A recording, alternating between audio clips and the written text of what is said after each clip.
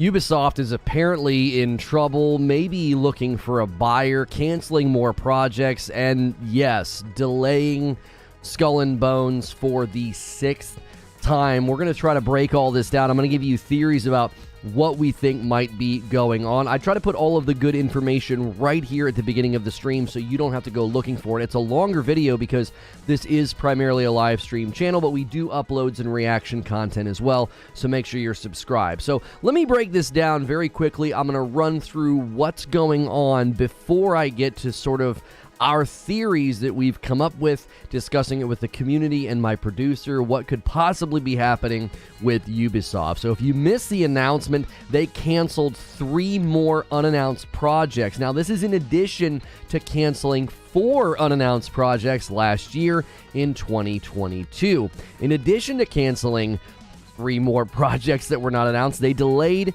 Skull and Bones for the 6th time. Now, if you're unaware, Skull and Bones is essentially a game where you sail around as a pirate, but you're not really able to do much as a pirate because you're almost always on the ship, and it's primarily a PvP game. Many people looking at it and thinking that it doesn't really make a whole lot of sense. They just maybe wanted more Black Flag, but they're making the game and continuing to decide to ship it.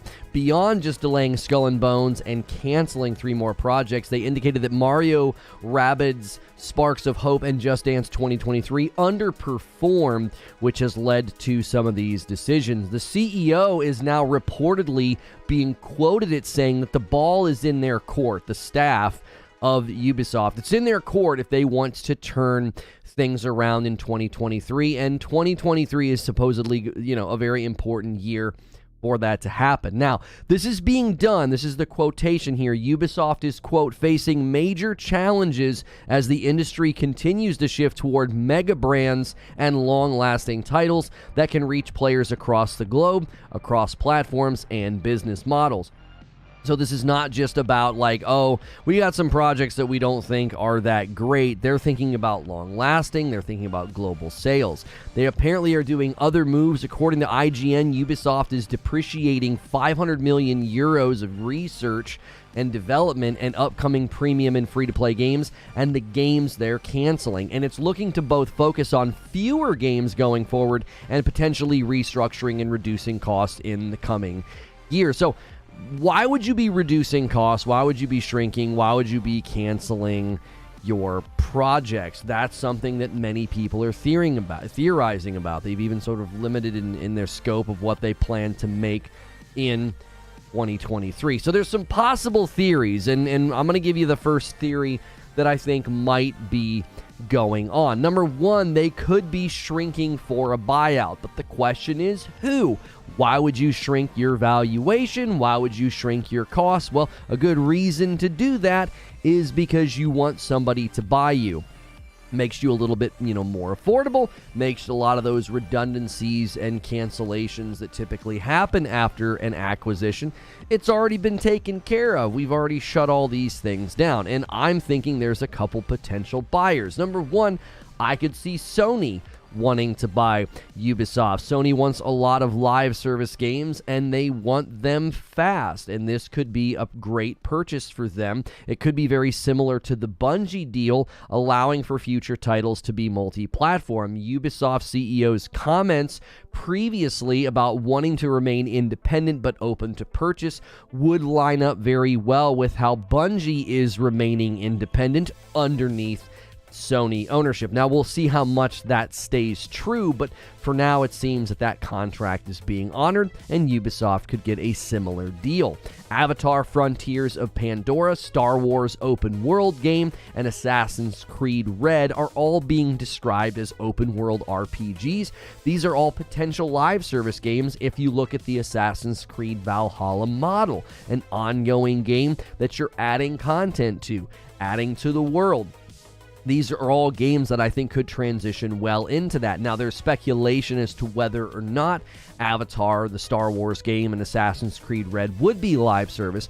but it would be very strange not to see something from Ubisoft in the live service vein after everything that they learned from Assassin's Creed Valhalla, as well as their Assassin's Creed Infinity announcement. So any of these titles could be great for live service, and they already have live service games and expertise under their belt, making them a prime candidate for a Sony buyout. Now, there's not just Sony out there looking to buy up companies. There's Tencent.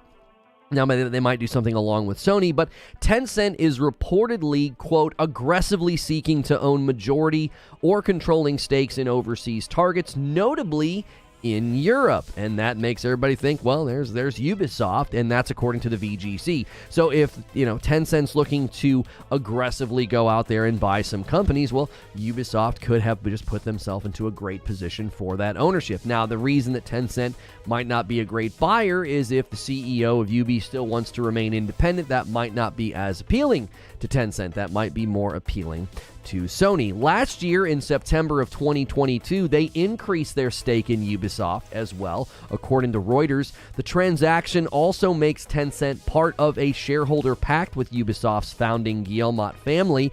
The pact involves Tencent's acquisition of 49.9% of Guillemot Brothers Limited, the holding company that owns the bulk of the family's 15% stake in Ubisoft, with 5% voting rights, Ubisoft said in the statement on Tuesday evening. So Tencent's got a bit of a chunk there, and they increased their stake in 2022, maybe preparing for whatever is going to happen in 2023. Now, they may partner with Sony as a move against Microsoft. We're not really sure if Tencent and Sony would want to do something together, but that is another potential reality. But this just leaves a lot of big questions that need answers. So the theory is they're either looking for a buyout or they're just restructuring, one of those theories, and then there's potential buyouts. That's kind of where I land on this. But why would Disney hand them a Star Wars open world game?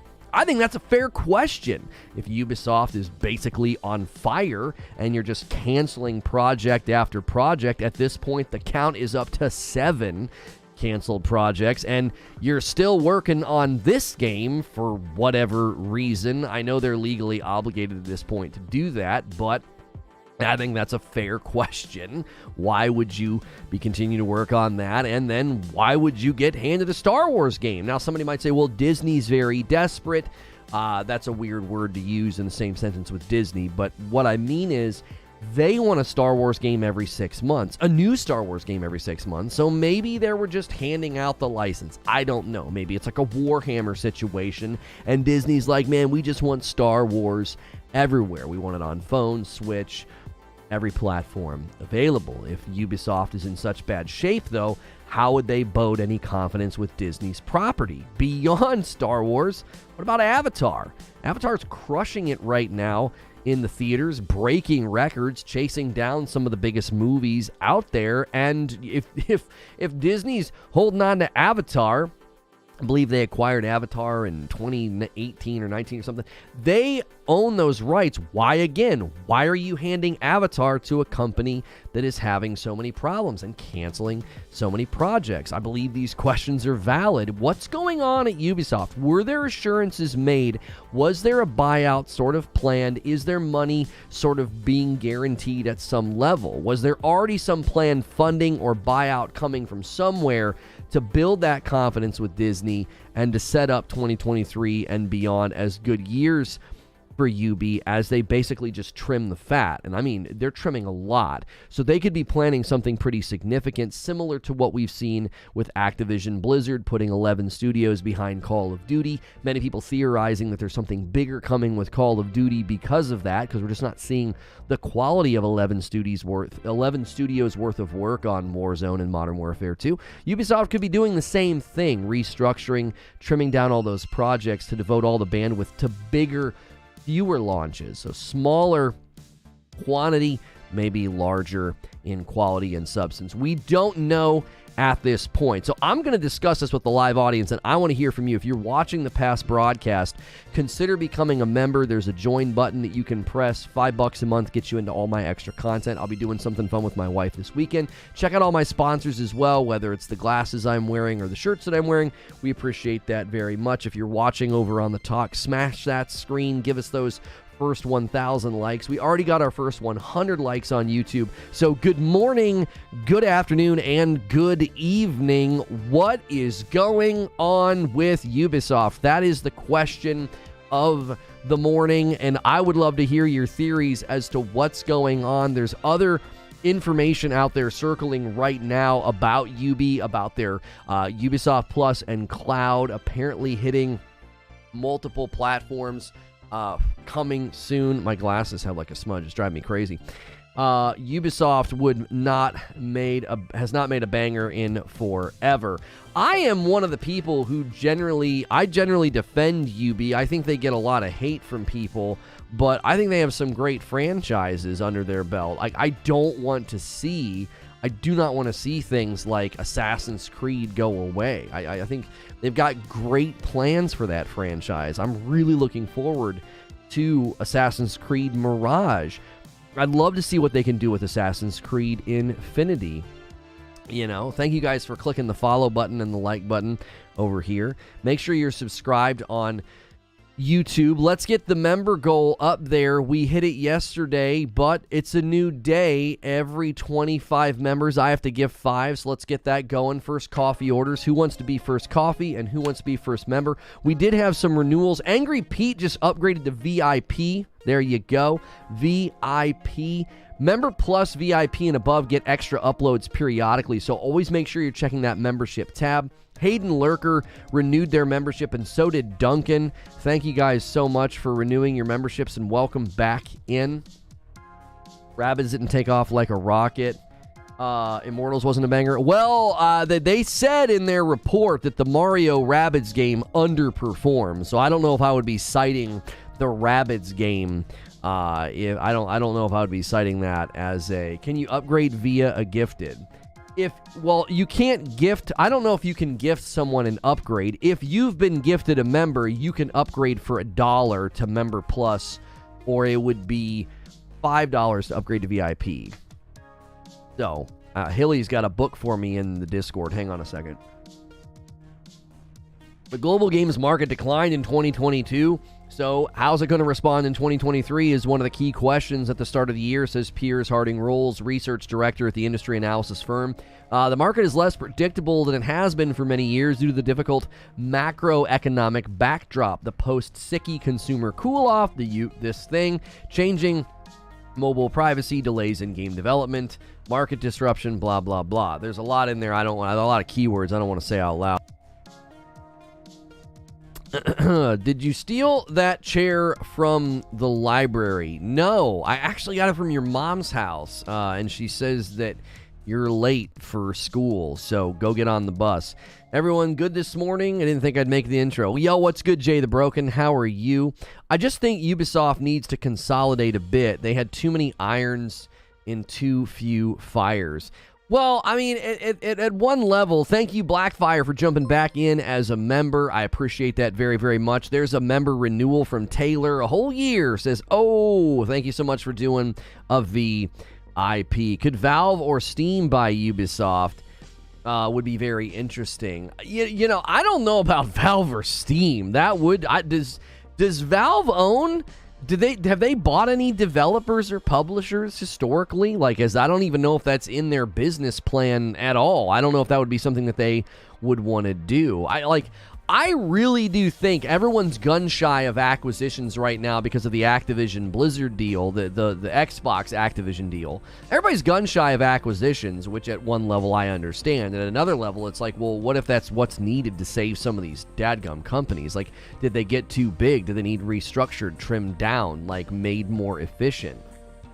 I think Amazon would be more likely than Valve. Yeah, I didn't consider Amazon in the equation. I don't know, though. Amazon in general, I think, is more interested in buying developers or backing projects, right? I don't necessarily think they're looking to buy a publisher, right? You sound sick? No, I don't. If the rumor is true about Ubisoft games going to Xbox Game Pass, that could be big for them. Oh my gosh, Kat kicking off the day with is that a 20? That's a 20 bomb. Every 25 members, I have to give 5, and Cat's like, I'm going to put us right on the doorstep. And I love seeing all these names that I recognize. OK Neubauer, Riley Collins, Proto's here all the time, Chris Wickard and Ink Sandy are here all the time, Michael B, It's Me, Bernie, Bama Glock's here all the time, Mark Nash, Rude Rogers, Kurt Landis, Daedrin, Michael Carmona, Dabbing Jesus, Hawk71, Nara Kappa, Glacian 3, Will Rocket League, Smooth Jazz, and Benevolent Icon. Thank you guys so much for being here. You have been rewarded with a membership. Members, keep in mind, Rockin' Robin says, let's just do this. Let's just hit 25 right away. Okay, let's do it. Members, keep in mind, all right? Keep in mind something. This Friday, it's easy to remember, Friday the 13th, we're kicking off the triple header horror weekend. My wife and I will be playing Until Dawn. We did this once with The Quarry, and everybody really liked it. So, this Friday night, Friday the 13th, should be easy to remember. Make sure you're in the Discord. Make sure you're checking the channel, 8 p.m. Eastern. We're going live each. Oh my gosh, I have to turn the alerts off. This can be way too disruptive to the show open. Rissick just did 20. What are you all doing? Listen, I know we mentioned Just Dance this morning in the show open, and I know if we hit 3,000 members, I have to do another Just Dance stream, but please don't do that. I would rather not, but let's read all of these names that have been gifted. Rockin' Robin took care of Carlos Diaz, AK247 gave an 8, Legion, Phil D, and Skeletor. And then Rissick's going to come in with the big 20 bomb. Bit You Love Day, Perfect Storm Gaming, DeForest, James Smith, PL, Xavier Walker, Coder, Apparitional, Wolf Shadow, Mudcat, Daniel Munford, Nuisance, Keenan, Boneslide Clean, Grizzly Adams, Ganesh, Adrian, Rip Runs on Plants, Fat Steven got one, Yido, Rob, Adrian, Masia, and Game Labs. You guys all got members. If I just called out your name, do me a favor. You really want to get in our Discord. That's one of the easiest ways to make sure that you never, ever miss out on stuff happening, like the triple header horror weekend with my wife that we're kicking off on Friday the 13th. Since we hit 25 members, we're already 5 away from 50. There's my 5 that's promised. I do that to pay it forward as a thank you. Every time we hit 25 members that are new, I do that. Now, keep in mind, you don't have to sit around and wait for a gifted. You can jump in on your own for $5. If you just got a gifted, you can upgrade for $1 to Member Plus, and you'll get more content. You get all the live streams as a gifted, but I do uploads every once in a while just for Member Plus and above to say, hey, thanks for doing that little bit of extra. They recently got a behind-the-scenes studio tour of my my studio here. So, tons of members already. We're off to an insane start. Thank you so much for supporting a show about Ubisoft. I was a little hesitant, but I was like, no, man, let's go. Let's keep leaning into opinion. Let's keep leaning into theorizing and having good discussions. I really have enjoyed the vibes lately in chat. I hope you have as well. Lido hitting a whole year, 12 months, and he's at a Member Plus. My man Noberto hitting 20 months, and it's a Member VIP. Here's to a great year full of content and laughs, best community around. I appreciate you guys so much. Noberto and Lido are always here being super positive. Appreciate you guys. Lido says, that sexy gold joystick. Zubair says, I'm just here for the coffee. People in chat can tell you just how good the coffee is. Let's get the scene switcher going so you can get the other cool thing and see my shirt here. It says, shh, no one cares. A new Deadpool shirt from 80s Tees. If you like this shirt, use code LONO over there at 80stees.com. We appreciate working with them. Suede says, I've always been a fan of Ubi, but I've been concerned about them for a while now. I suspect someone is going to either partner or buy them out. They have too many good IPs. As long as they don't pull a Konami and lock up all the IPs, I'm optimistic. Regardless, it's clear there are many issues and they need help. How bad was the sales performance? I mean, they said that Mario, Rabbids, and Just Dance underperformed. Right? Your hammer's out? Yeah. Yeah, I got that back there. And then I got this here. If you guys are into Legos, check out our Lego channel. It's a smaller channel, but it's scrappy and it's good content. We don't promote it all that often, but if you're big into Legos, check out our Lego channel. Thank you. Wow, I try to watch your stream during my work hour. You're an amazing source of gaming information. I appreciate you saying that, Anthony Duncan. Thank you so much. I hope to see you during a member stream sometime. Appreciate you being here. Almost 400 people watching the channel right now on YouTube, so make sure you're getting us close to 200 likes. That would be amazing. Good morning, feed. I see you in the chat. Joe Vivian hitting a 9-month membership. I, for one, don't think you stole that chair from the library. Well, thank you. That's all the commentary we're getting over here on the talk. We got 4 people watching. Smack the like, smack the shares, become our 9th and 10th subscriber over here. You can click the star and get a little joystick next to your name. I'm just here for a glimpse of the chair. It's the best part of the stream. Thank you so much, Big O. Lono, I only recently found your show, but it's top tier, and I thank you for your content.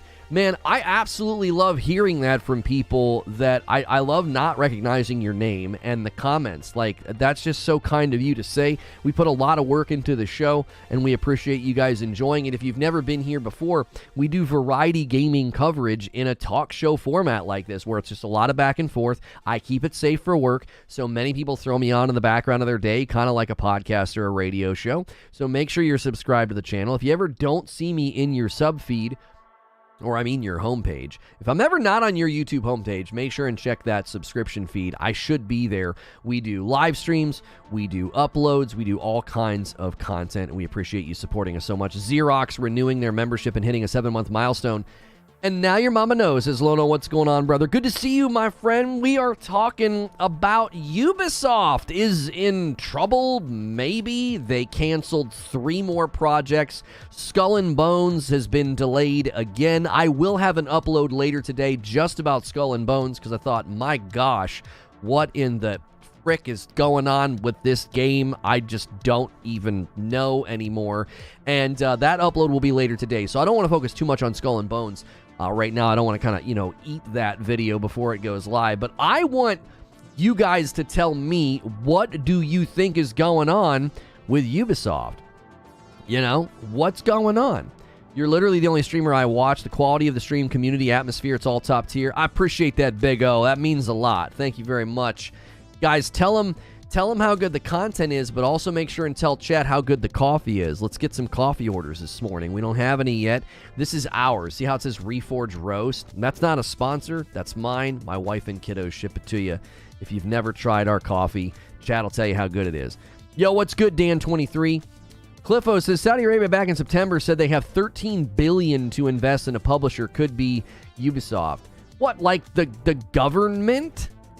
Just the government wants to buy a publisher? Like, they just came out and said that? Or is there an organization in Saudi Arabia that wants to do that? I think Skull and Bones is dead, but I don't mind if it means more focus on a future AC game and Star Wars. Ultimately, I think they're fine. Sony couldn't, says Kill You. Microsoft will outbid them. They couldn't even get Bungie. They basically gave them a $3 billion loan for future Bungie titles. That is wholly inaccurate and not true. They did get Bungie underneath a contract of future platform, but future content is multi-platform, and they bought them for their live service expertise. Like, nothing that you said is true about how they purchased Bungie. And they likely could have enough to buy Ubi, I would think. No, Ubisoft, bro. Don't come at me like that. Listen, lady. Listen. Ubisoft. Bro Sexy comes in with a 7-month milestone renewal, and it's a VIP. Looking in a positive light, maybe they realize they bit off more than they could chew, possibly just cutting all the unannounced to concentrate on their top IPs. All right. Well, I'm going to do it. I'm going to ask the question, because I want everybody to get scared, okay? I'm going to do the classic news anchor thing where I try to get you scared because fear sells, right?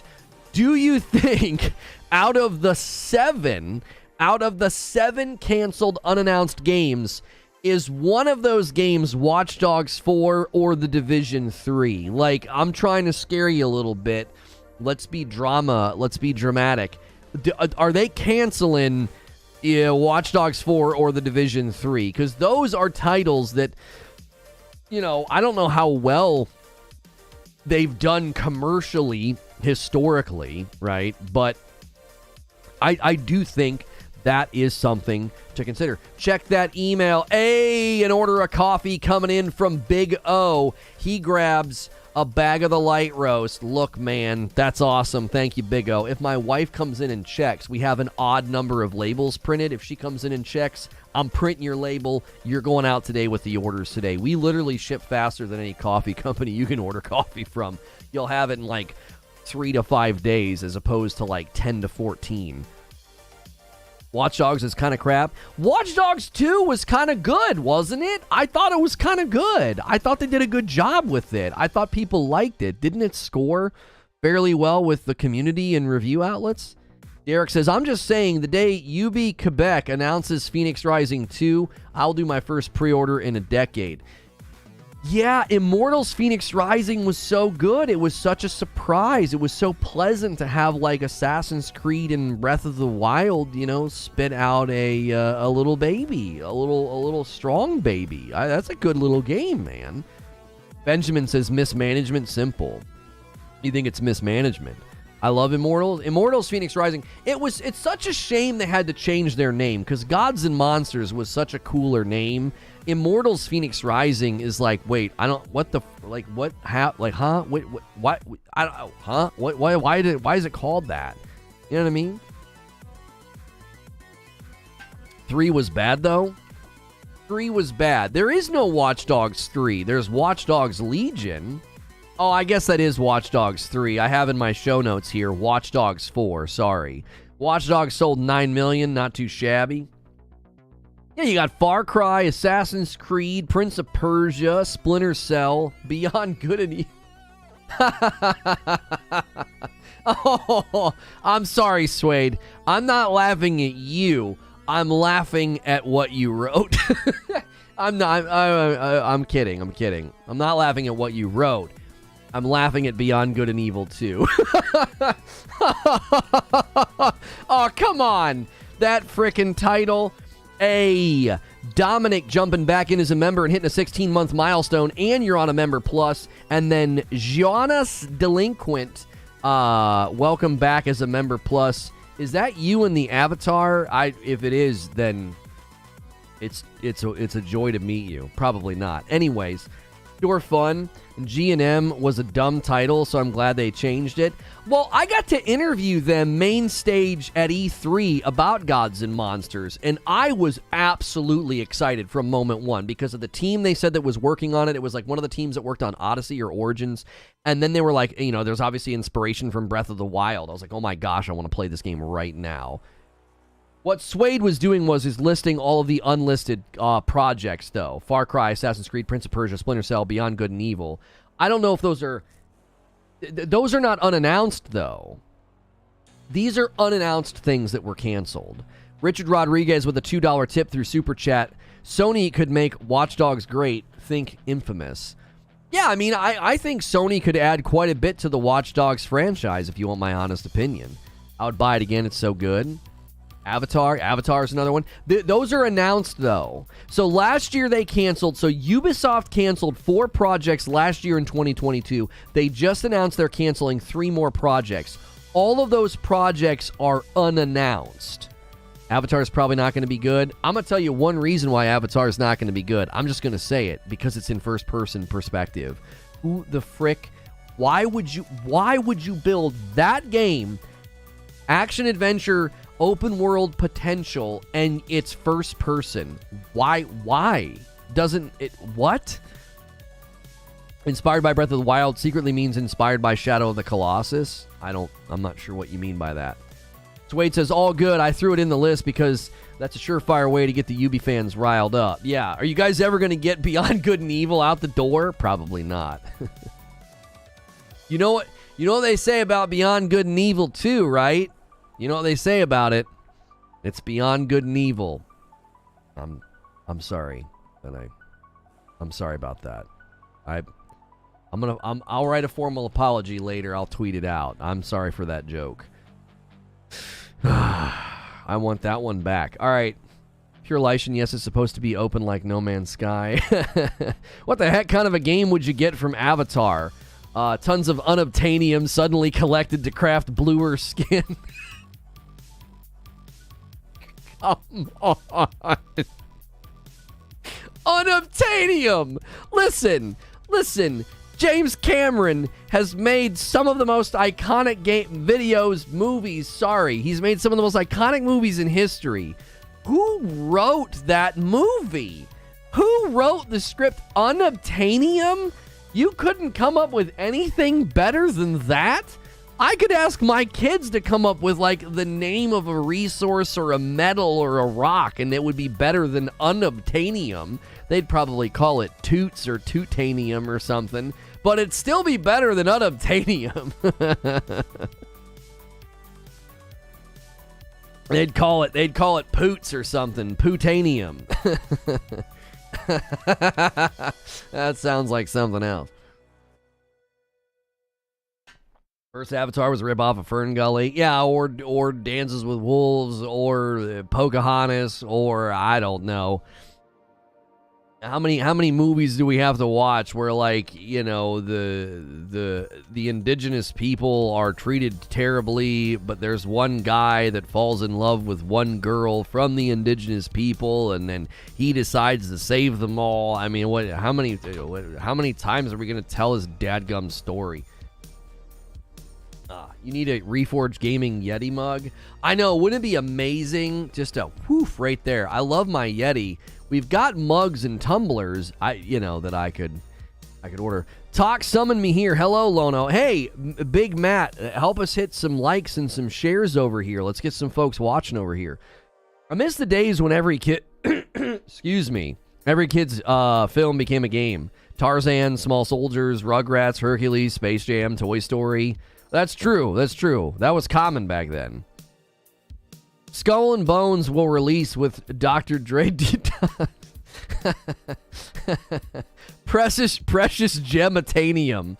Yeah. That's funny. I agree, it's a stupid story. We know the natives always lose. All right, that's enough. That we're not going down that road. Everyone stop it before we get ourselves in trouble. Yo, my man Roger ordered a bag of Frickmas blend. That's what I'm drinking this morning. It's tasty. It overtakes our light roast and dark roast orders. So get your orders in before all the Frickmas is gone. Enjoy the stream, Reforge. Keep it up. Thank you so much, The Featured. Random beef with Avatar, the Navi show. Avatar. The Navi show affection in very human ways, like kissing and hugging. You think it would involve the weird hair tail thing and connections with that.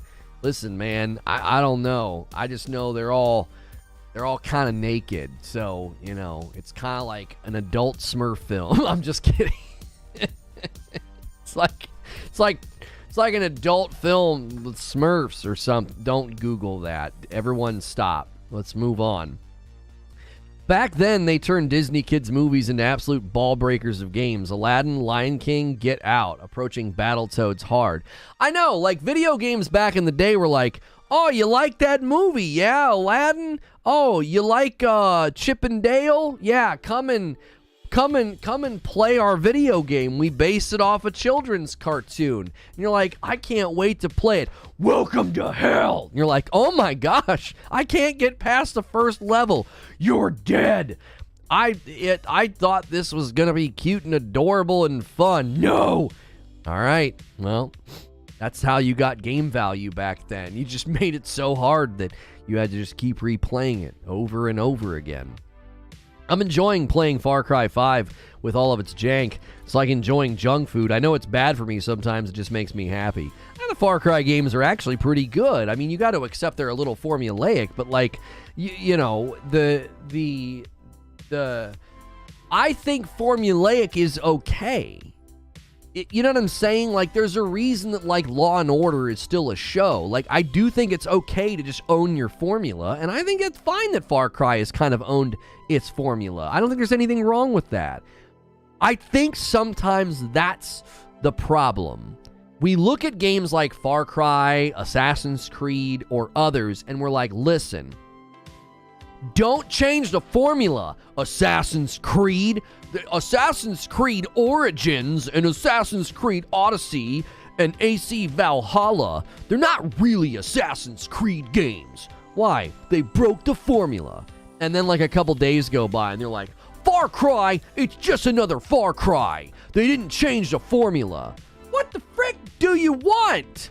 Wait, hold on a minute. You just said don't break the formula. What? Don't break the formula, okay? We won't break the formula. Here's another Far Cry. You're going to kind of know the ins and outs of the systems and the leveling and, all of that. You're like, you didn't break the formula. This is so predictable. Like, I think formulaic is okay. I do. I also think breaking formula is okay. It's not a question of whether or not a game should or shouldn't break formula. It's if whether or not they do it, does it serve making a good game? Like, that's the question. Did you break formula? Yes, we did. Did you get a good game as a result?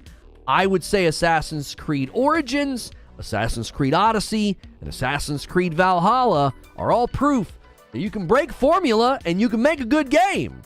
And then you got games like Far Cry 3, 4, 5, and and 6, right? They didn't break formula, and they turned out okay. You know what I mean? Want to know why the dev is going under? Yeah, Far Cry 6. Yeah, but see, come on. I don't trust Metacritic. I don't. Far Cry 6 got review bombed. There's no way Far Cry 6 has a 3.8. That's BS. There's no way. There's absolutely no way. Watch Dogs Legion, okay, a 76 and a 6. Okay, that's not terrible. AC Valhalla. AC Valhalla's been commercially successful. All these crybabies can run to Metacritic, but they're playing it. They're supporting it. AC Valhalla was supported, right? The 76. Oh, the 74. Right, but what I'm saying is that did Far Cry 6 get that 74 because they stuck to the formula, Paul, or were there other complaints? That's my point. Like, don't judge Far Cry 6 against, judge it as a game. Did it get a 74 from the critics because of other issues, or did it get a 74 because it was formulaic? And I'm fairly certain Far Cry 6 got review bombed. Yes, it did. They wouldn't let you play as a dude. And all these guys that are apparently so masculine that their jimmies get rustled if they have to play as a woman. I don't know. It 100% was the formula. It was the same thing over and over again. No, there is absolutely no way that Far Cry 6 got a 3.8 on Metacritic because of it being formulaic. There's no way that that's true. That's not why people went and bombed that thing's score. No way. Now, I am not going to sit here and defend Rainbow Six Extraction or Ghost Recon Breakpoint or Hyperscape. You are not going to find me defending it. What I think those games are indicative of is a company spreading itself too thin. But you can play as a man. Well, but they made the main... Can you play as a man in Far Cry 6? I thought everybody got angry because you couldn't. We got a Emp Reb ordered some coffee, a dark roast, and a Frickmas blend. There we go. 3 coffee orders already. 45 members. This is a big day. Already 200 likes on the video. Closing in on 2,000 likes over here. The Lion King game was unreasonably hard. It really, really was. You can in Far Cry 6? Oh, you know what? You know what it was? I remember what this was. Now I remember. When Far Cry 6 first debuted its trailers and stuff, everybody got really angry and said, I better be able to play as a man, because they only showed Danny. And then they had to come out later and say, oh yeah, we're going to let you play as a man. I remember that. Listen, I don't remember why Far Cry 6 got so roasted in reviews. I don't. I didn't play it, so I'm not trying to defend the game. I find it completely unlikely, given my history with games and review scores and analyzing why a game lands at a certain review score, I find it really unlikely that Far Cry 6 got a 3.8 from the community on Metacritic and that's a legitimate representation of the game's quality and that's not some kind of a review bomb. How many games do you know that land that low? Yeah, I played Far Cry 6 for an afternoon, though. I didn't play it beyond that. So I'm not defending it. I don't know if it got really bad or glitchy or buggy or, was a piece of trash. It had a shockingly bad ending. It also has less to do than Far Cry 5. Far Cry 6 got review bombed because everyone thought they had to play as a girl. We covered it. I remember covering that. There was all sorts of people angry about that. We had a whole stream about it. Because it's the same formulaic open-world Ubisoft game? Okay, well then explain to me why AC Valhalla has an 82 and a 7 from the community, a 7.1. AC Valhalla is another open-world formulaic Ubisoft game, and it seems like it did okay. It didn't blow the doors off the car, but it did fine. That's all I'm saying. I'm not defending Ubi, by the way.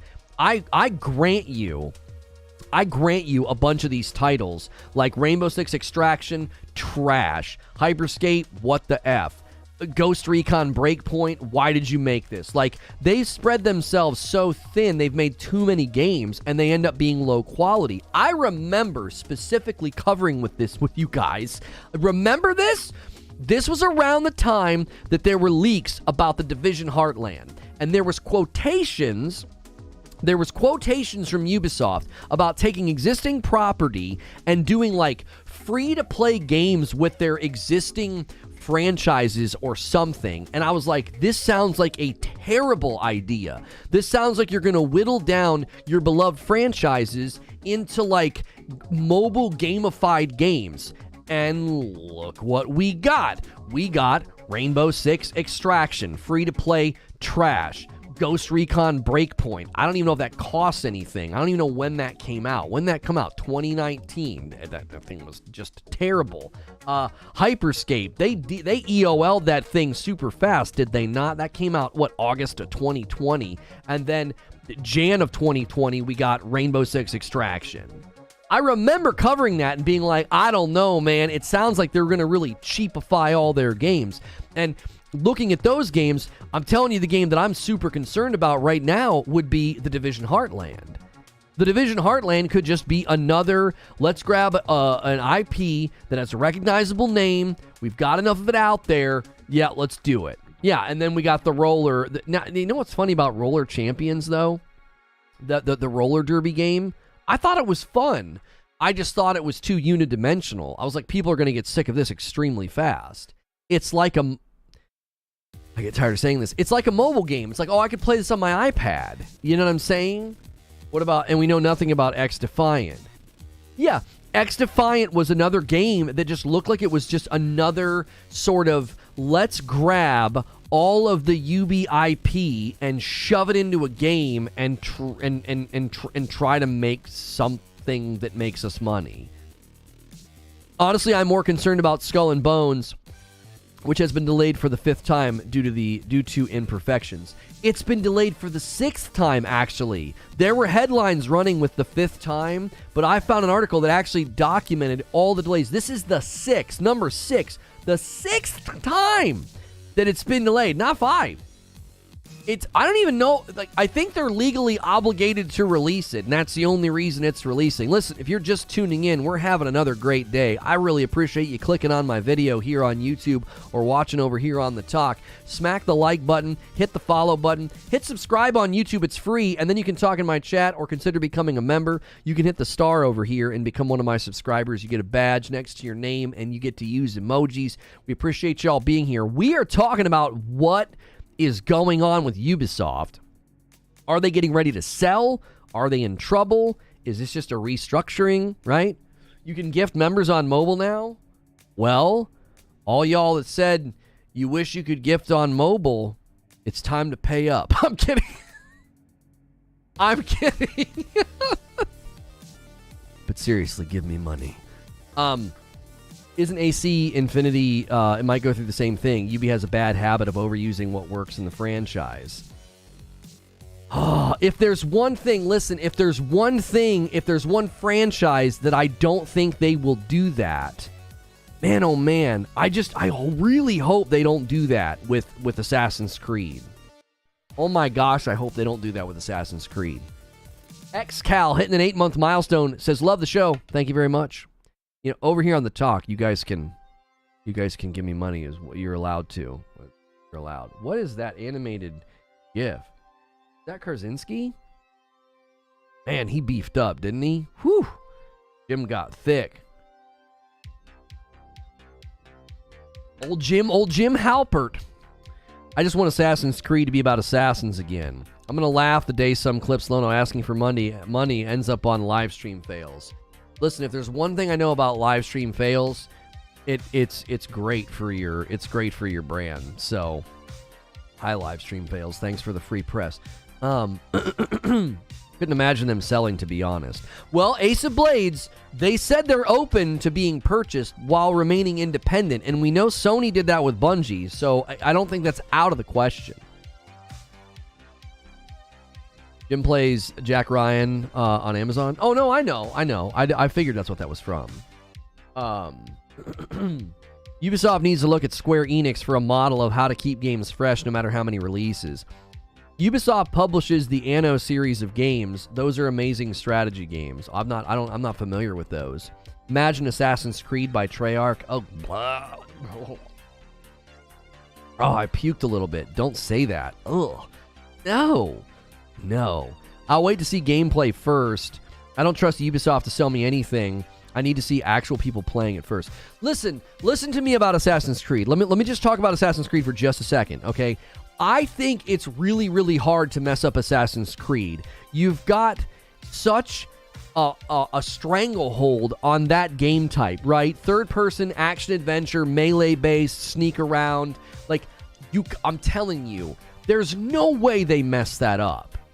Especially like Assassin's Creed Red, where we're going to actually finally get to be ninjas. Come on, man. How do you mess that up? Even if you kind of copy all of your other games with a little dash of Ghost of Tsushima. Brother, I'm not going to complain about that. They screwed up Valhalla? No, they did not.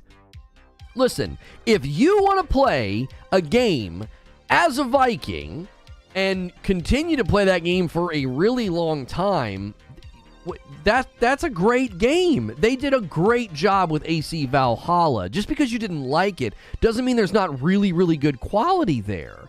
There is good quality in AC Valhalla.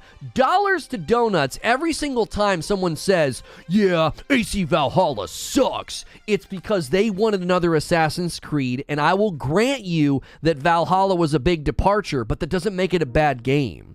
I don't think that's the measure of a good or a bad game. Oh, it's not an Assassin's Creed game anymore. Yeah, and the same people will go bash Far Cry 6 and give it a low vote on Metacritic because it was too formulaic. Come on. Get out of here. Oh, they messed up all the games? They screwed all the games? Really? Assassin's Creed Origins, Assassin's Creed Odyssey, they screwed those games up too? Those are good games. It's a good Viking game, not an AC game. Like I told you, chat. Every time, if you press someone far enough on AC Valhalla, that's what they'll say. That's what they'll say. It's not a bad game. It's that it wasn't a good Assassin's Creed game, and that's what upset them. And it's like, come on, man. How do you do a stealth Viking game? As soon as you saw the trailer, you should have known there was a big departure. They're fighting on that beach. There's people everywhere. The dude's super aggressive, and he pulls a wrist blade in the guy's face, right? You're like, oh, that's going to be a very different game. Even Assassin's Creed Odyssey was a big departure because it was more about big Spartan-like kicks and punches and shoves and less about sneaky finesse, right? Come on. Why make Vikings in an AC game? Why not? Listen to me. With the how many Assassin's Creed games have they made? You can't always be the mysterious hooded cloaked figure walking slowly through a village, trying to kill people. You got to do something else with that franchise. I'm not saying you can't do that again. It seems that they are having a return to form with Assassin's Creed Mirage. But expecting every Assassin's Creed game to be that for you, I don't know. I think you're asking too much of a franchise. You're asking a franchise to become mediocre and samey. Just name it something else. Oh, I call you, with affection, I call you AC purists. The Assassin's Creed purists, I'm telling you, you guys would be bad for a franchise. I don't say that in a mean way, but that's not good for a franchise. You can't do that. You can't bootstrap a franchise that's supposed to span generations and centuries and be like, well, yeah, it's just got to always be a hooded, sneaky guy. No. Okay, I'll do you one better. One of the most praised, most popular, most beloved Assassin's Creed games is Black Flag. Are you going to sit here and you're going to try to tell me that Assassin's Creed Black Flag was really, really sticking to its roots as an assassin game? The frick out of here. Most people did this. Not that. Sorry, the thing switched on me. Most people sailed around in their boat. That's all they did. You don't want all hack and slash. You're just generalizing a game. Oh, pot, meat, kettle. Pot, meat, kettle. I'm just generalizing the game. I think you're just generalizing the game and being like, well, you can't have an Assassin's Creed game where I'm aggressively engaging in combat and not sneaking around anymore. Right? It's fine.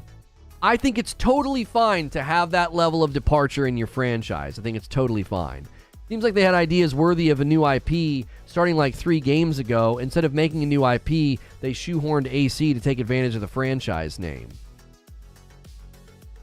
No, because AC Origins was a soft reboot, and I thought the way they did it was excellent. It was like, listen, we've got to give ourselves more room here. Did you play AC Origins? Did anybody play that game and just not frickin' pay attention? That was like a soft reboot. They were like, yeah, we got to give ourselves more freedom. These are fantastic games. People love these games. We need to let these games breathe. We can't keep doing this. It's too predictable. It's too formulaic.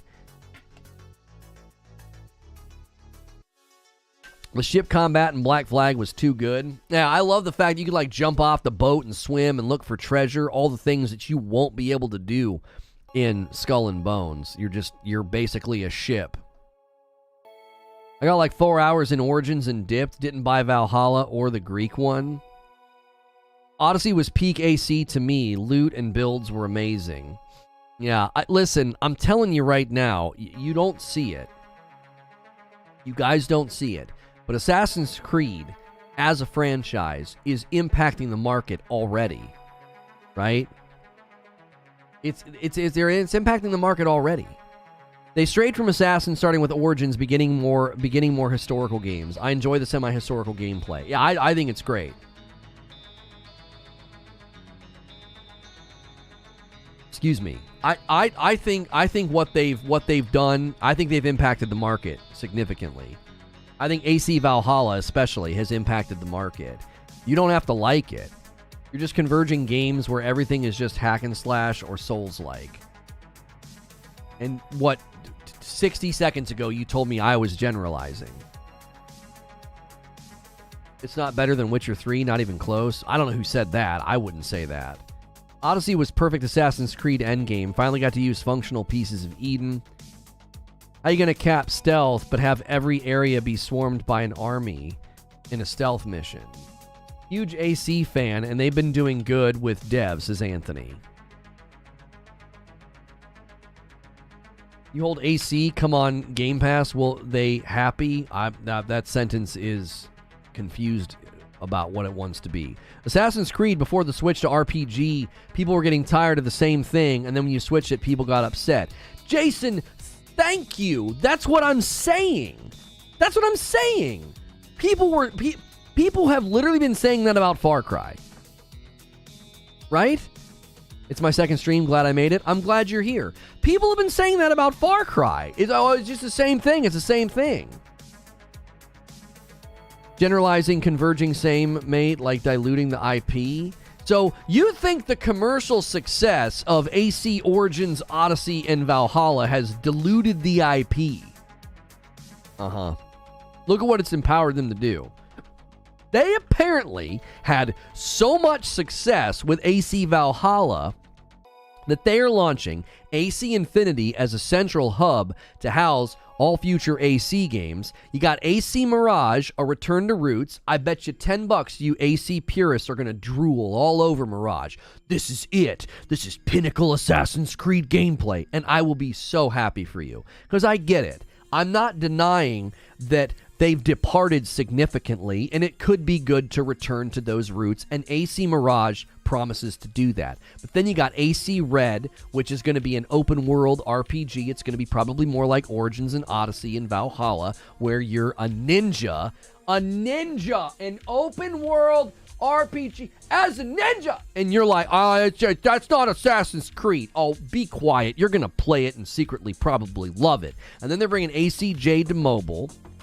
And then there's another one. AC Hexe is going to be apparently like super creepy, scary Blair Witch kind of thing. Like, they apparently are really confident in the AC franchise, and I think they had very good success with AC Valhalla, which is why. You diluted the essence of the IP. I can't hear you over all these piles of money. That's what I'm saying. Hi, Lono. Is the Splinter Cell remake done by Ubi? I adore the series. Do we have any info on who's doing that? I'm not sure. Mirage is just DLC? Shut up, Paul. It is not. Don't even start that nonsense. Shut up. We're also getting flooded with AC games. Syndicate's underrated, but everyone was just burnt out by then. Yeah, Syndicate was good. I actually thought Syndicate was really good. Hate to break it to you, their stocks aren't doing too hot. Well, that's common. I'm not surprised at all that their stocks plummeted after they came out into the public and said, our last 2 games underperformed and we're canceling 3 more unannounced projects. Of course their stocks plummeted. If their stocks didn't plummet, then the world's asleep. Ubisoft's in big trouble. Sure, that's the title of the stream, and my thumbnail's asking that question, but AC is very successful. It's honestly a good example of rebooting a love series. That's what I'm saying. They did a soft reboot.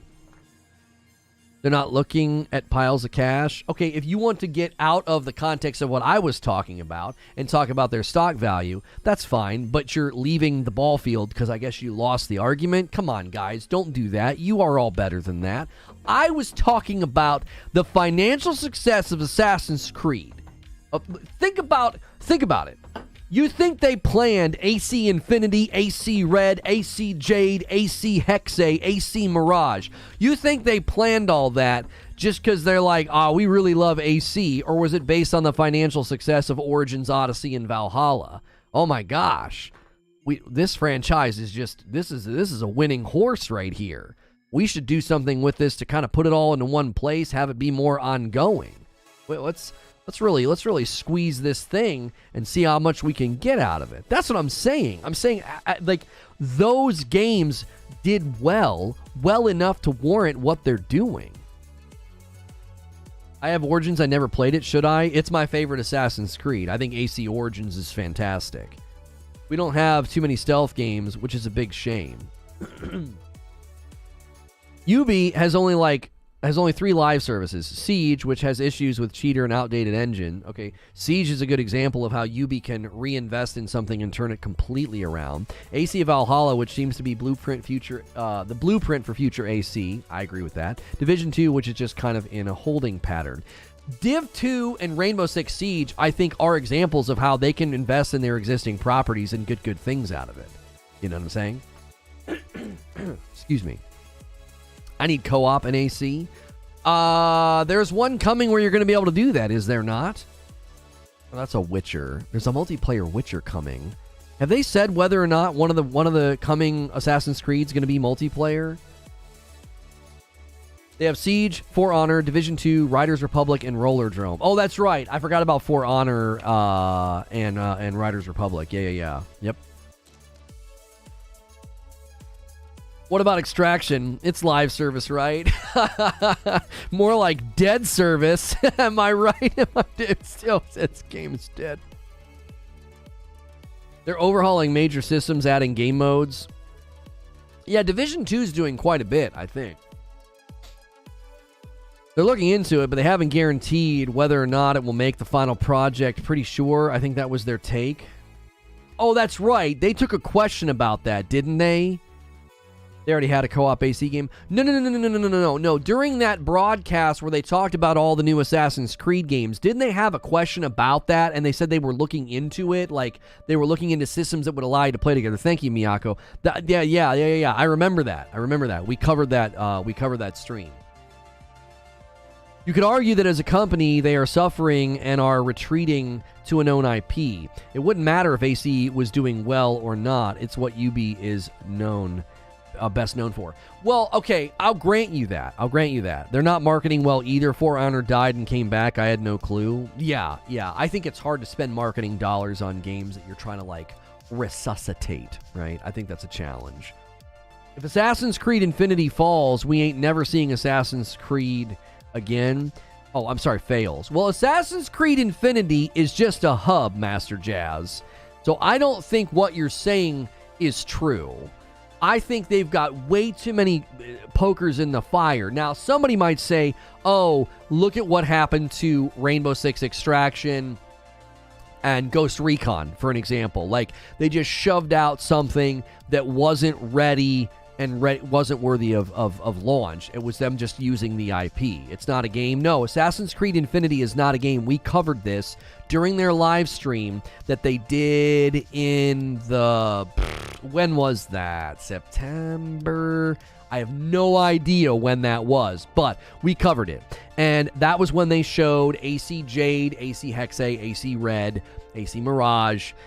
They had the voice actress. I can never say her name, but she is just gorgeous, and she's going to be doing one of the voices in AC Mirage. And they showed that AC Infinity is going to be like a hub. Similarly to right now when you like load up Call of Duty and like up in the left-hand corner it says Call of Duty HQ, they said AC Infinity would sort of look like the Animus, and you'll open it and the games will be housed in there. Now, we don't know if that means that these are going to be like interconnected games. You know, is this going to be a way to usher Assassin's Creed into a more live service style where you can play with other people? We don't know. But I think they're putting a lot of eggs in the Assassin's Creed basket, because I do think some of it is we know that Assassin's Creed can be successful.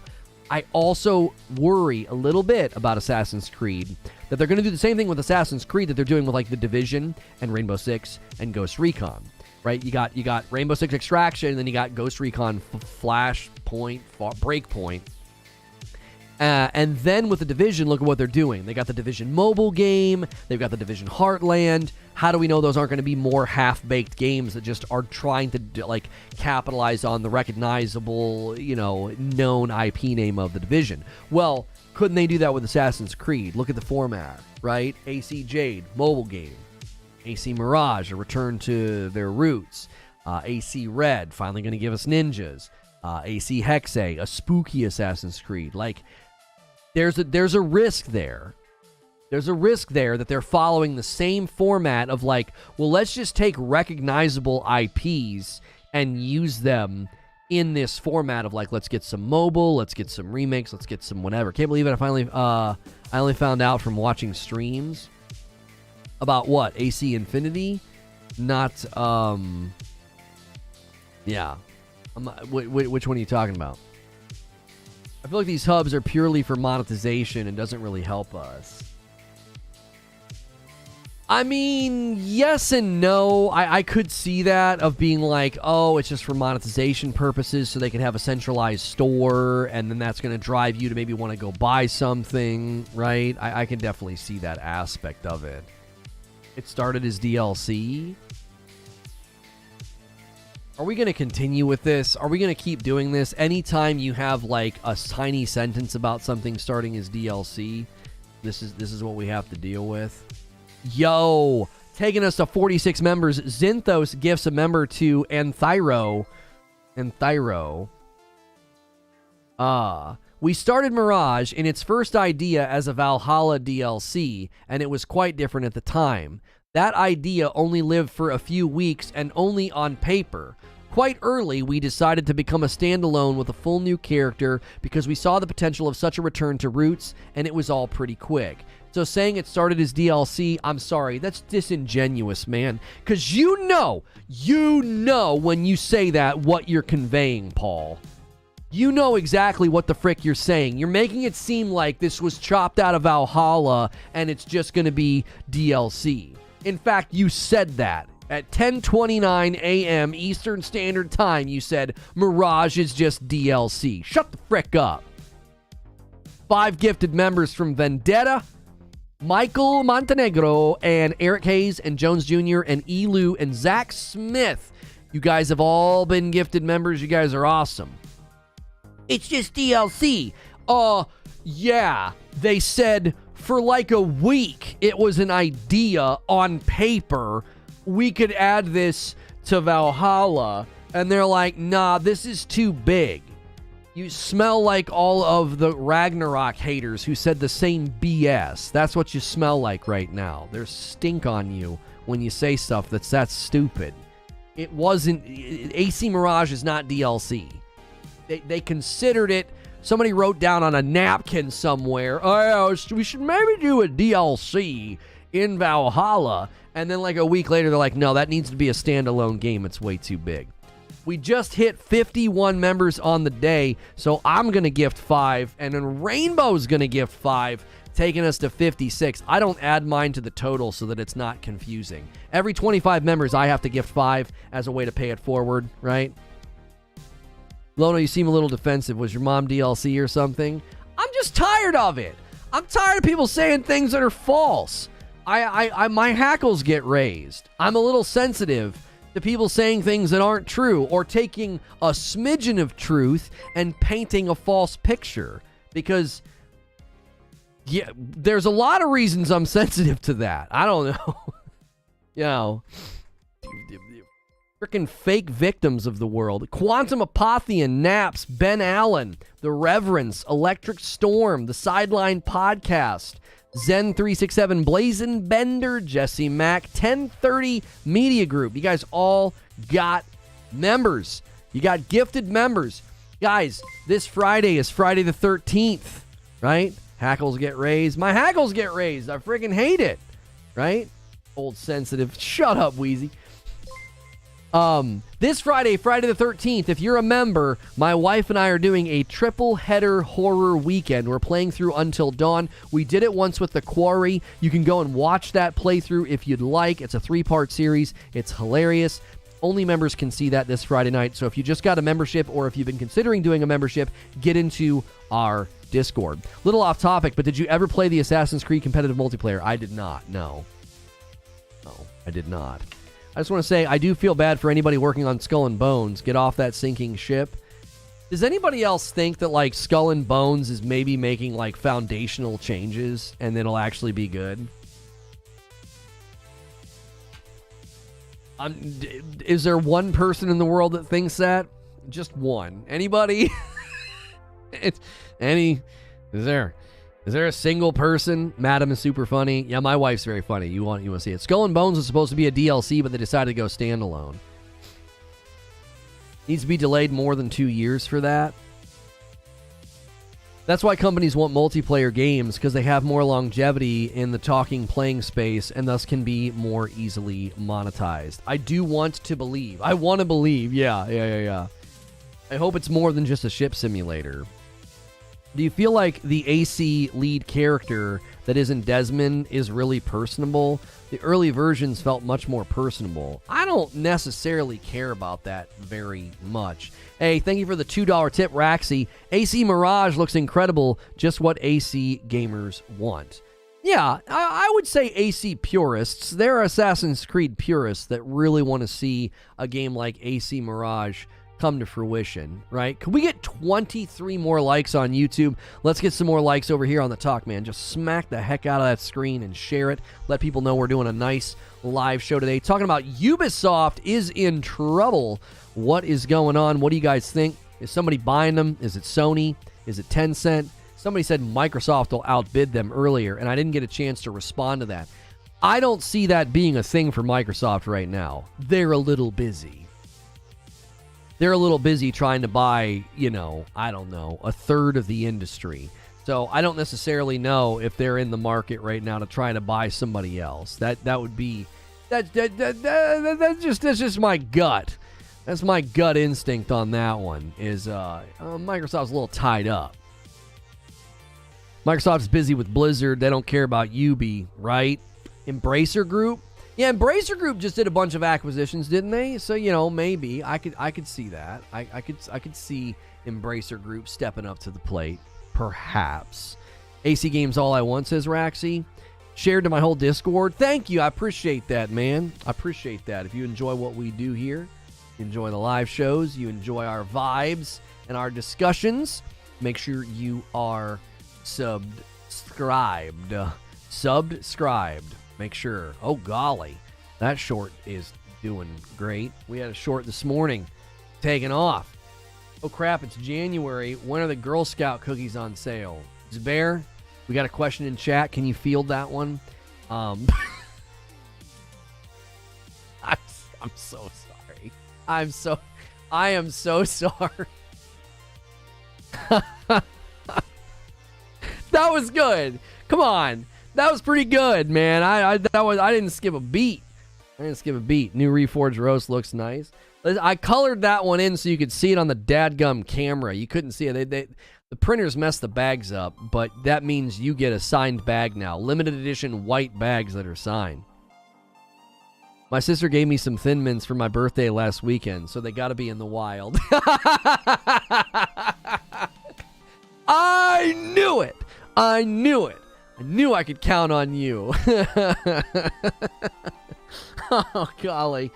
Oh, I approve. Excuse me while I get some cookies to eat my feelings. I want to walk around my ship, go into the nooks and crannies, get off my ship and ride a smaller rowboat to the shore, travel the islands and the jungles, fight monsters, dig up treasure, sail the ports and trade. Yeah, there's so much more they could have done. There's so much more they could have done with Skull and Bones. How the printers not check the bags and say, wait, this doesn't look right? We don't know. It's just, it's been rectified, but my gosh, yeah. You people know me too well. It might be time to start a new life elsewhere. Poor Zubair's just minding his own business. Don't let him fool you. Don't let him fool you, minding his own business. He's laying in wait. He's always waiting to get a jab in. Don't let his cuddly picture fool you. Bro, I will tear up a box of shortbreads and lemon cookies. Sea of Thieves literally gave them a foundation for what people enjoy. Yeah, to a certain extent. So did Black Flag, right? They literally made Black Flag, right? Dry humping trees with my boat is the dream. That tweet, I remember when I saw that tweet about Skull and Bones, I freaking died. The guy was like, it was over for me when when the boat humped that tree. Can someone find me that tweet?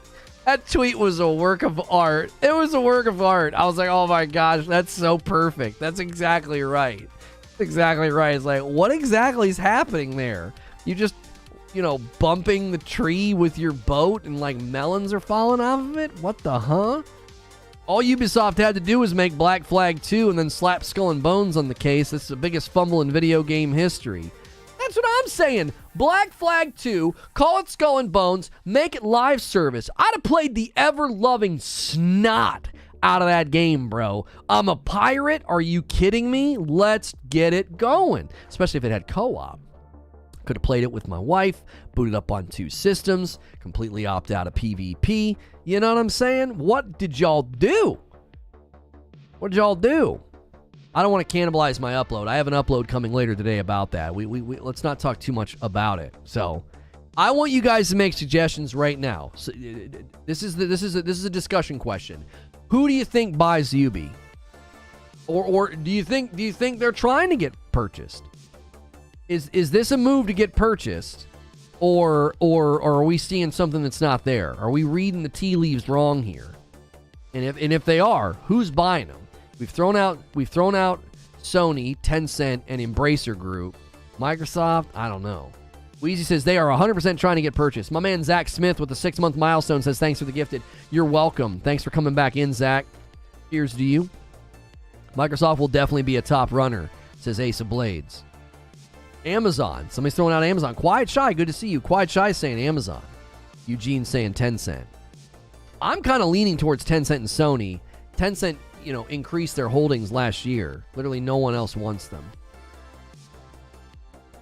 I would say Sony too, says Duncan. Yeah, I think it was Eugene last night in the Discord was like, Sony doesn't want them. Why would Sony want them right now? Why would anybody want them right now? At some level, who wants them? Who wants them with how things are going? Sony doesn't buy people that large, says Eugene. You know, that is true. The pattern with Sony is a little bit more centered around buying developers and not publishers. I would agree with that. Yelmot loves his company too much. He'll never sell. When Vivendi wanted to buy them, they fought hard against the takeover. Yeah, didn't Vivendi try to get them? Doesn't Vivendi do that with with shares or something? They did. Here it is. So here's the boat.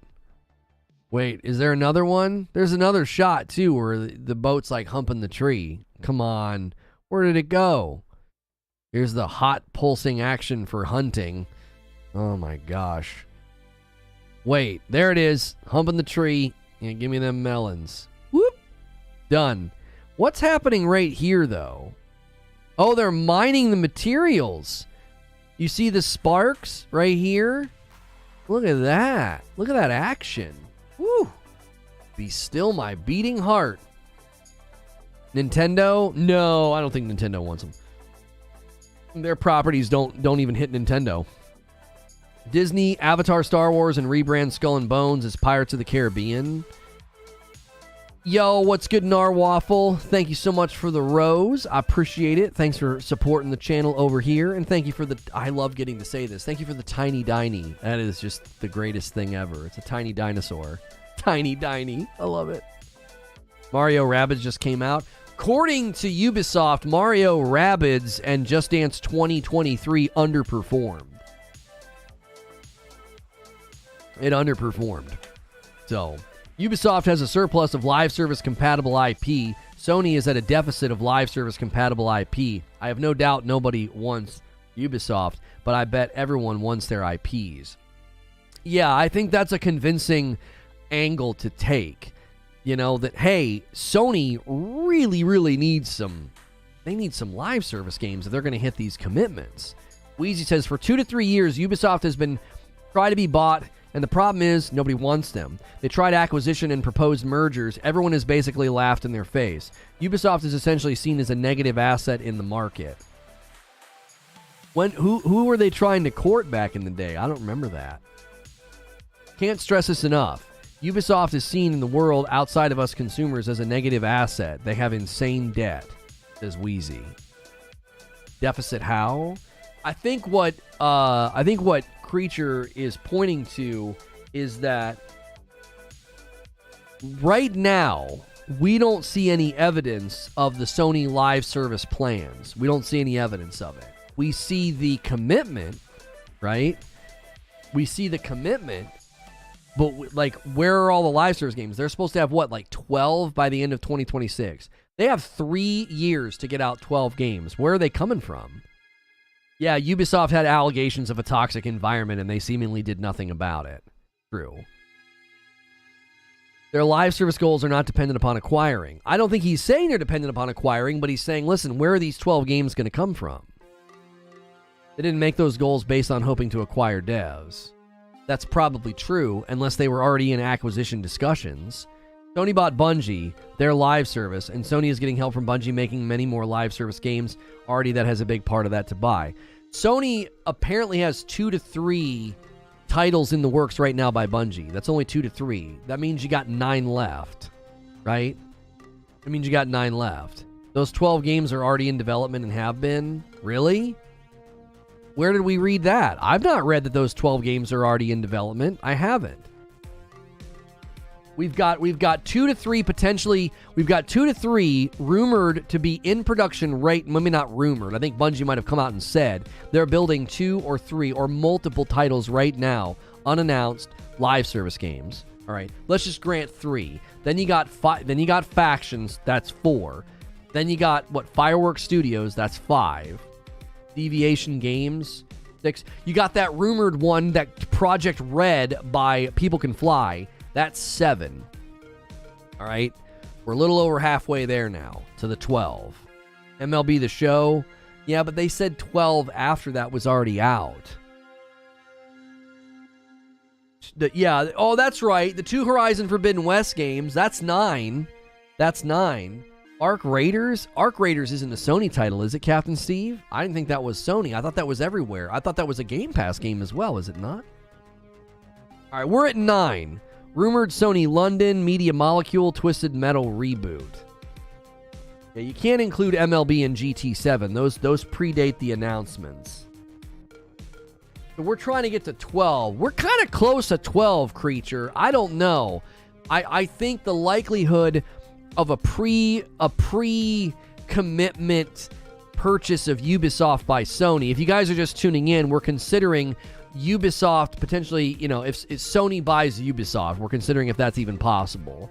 I don't think so. I tend to agree with Eugene that Sony likes to buy developers, not publishers, and it looks like we can get awfully close to that 12 live service games without Ubisoft. We can get awfully close to the 12 without anything from Ubi. Maybe they're just trying to focus on all their IPs, even if they don't sell well. I don't know if I would want anyone but Sony to do it. I never thought Bungie would sell out, but things happen. Well, I don't like Bungie at all as a company, but they didn't sell out. They are in a contract with Sony. I think they needed the funding, and the funding's going to help them do the things that they want to do, and then they're going to help with Sony's live service development. Oh, but Wheezy, they've upped it to 12 in recent conversations. That's why we're saying 12. The 10 number was modified recently in an interview somewhere. Yeah. According to VGC, Sony has 10 live service games in development. Yeah. So unless they were paying Ubi to make the games, and Ubi's quietly making Sony live service games, yeah, I think we've taken the theory that Sony's buying Ubi far enough. I think it's far more likely than that someone like Tencent buys them, because Tencent increased their stake in the company last year. And they've said they were wanting to aggressively buy property, especially in Europe. In Europe. Never mind. Yeah, they increased it to 12, did they not? They also confirmed they consider MLB The Show a live service game.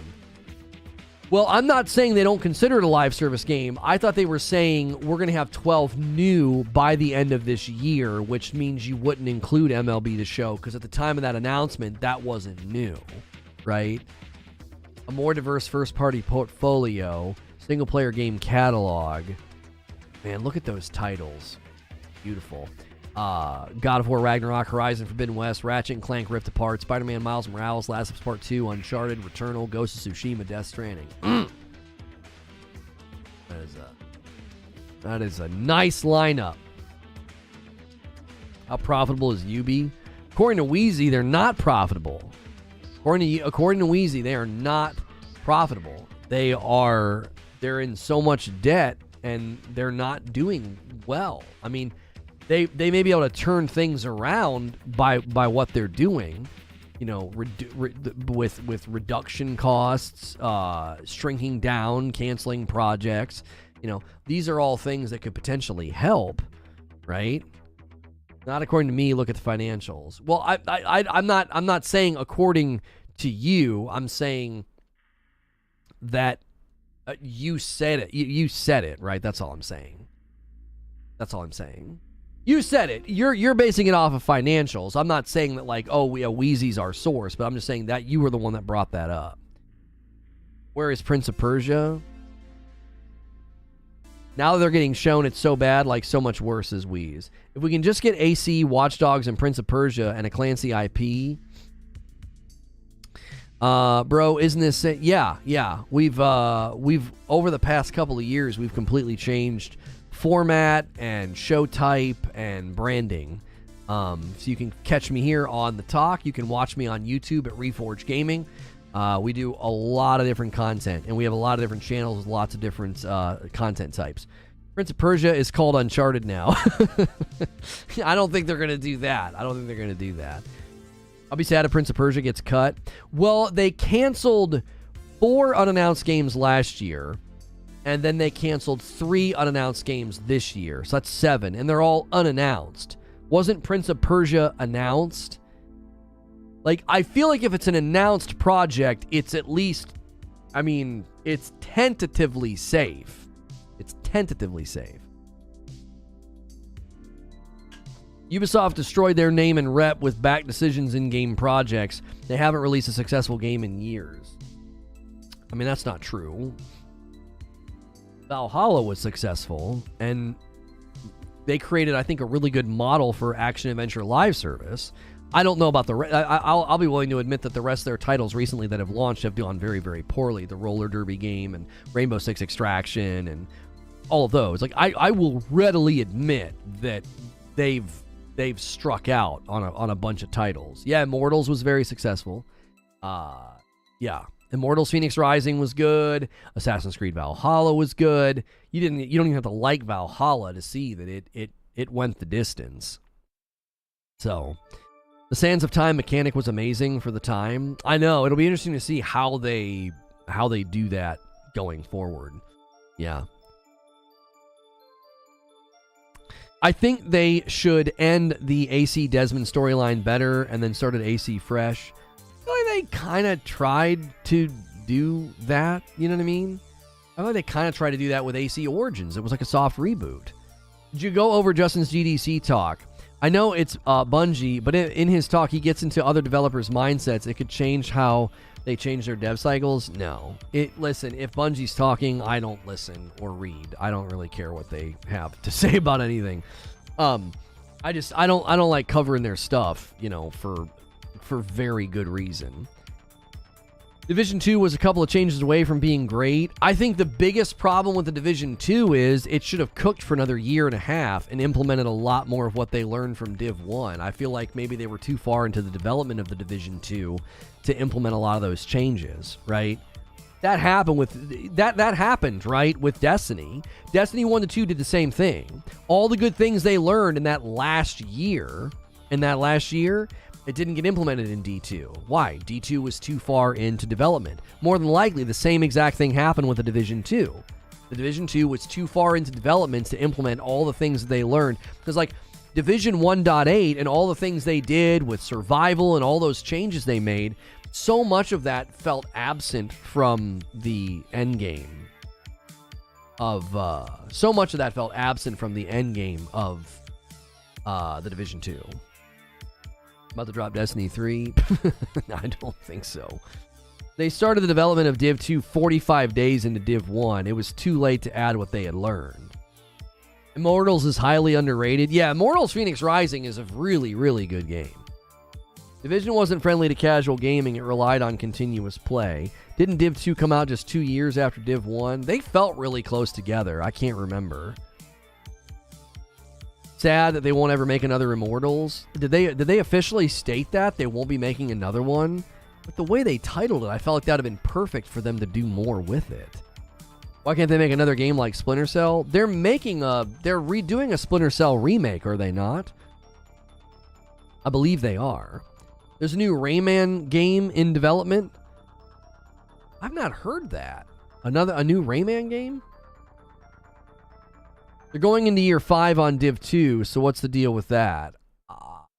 It's hard to know. Because the team working on Div 2 has learned a lot. They've made really good changes. Anybody that's still playing the Division 2 has had nothing but good things to say about the changes and the ongoing content model, right? The people have been very, very pleased. But that team's been pulled almost entirely to the open world Star Wars game.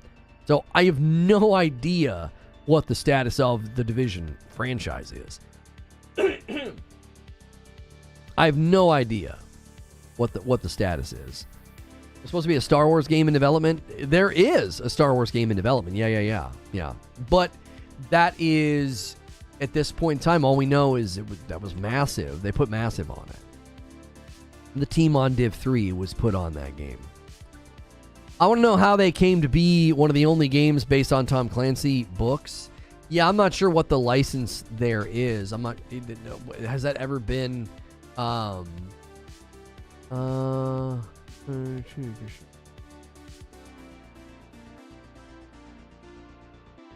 going to drop the Division 3, Prince of Persia games, Assassin's Creed, Rayman, and Splinter Cell remake. I mean...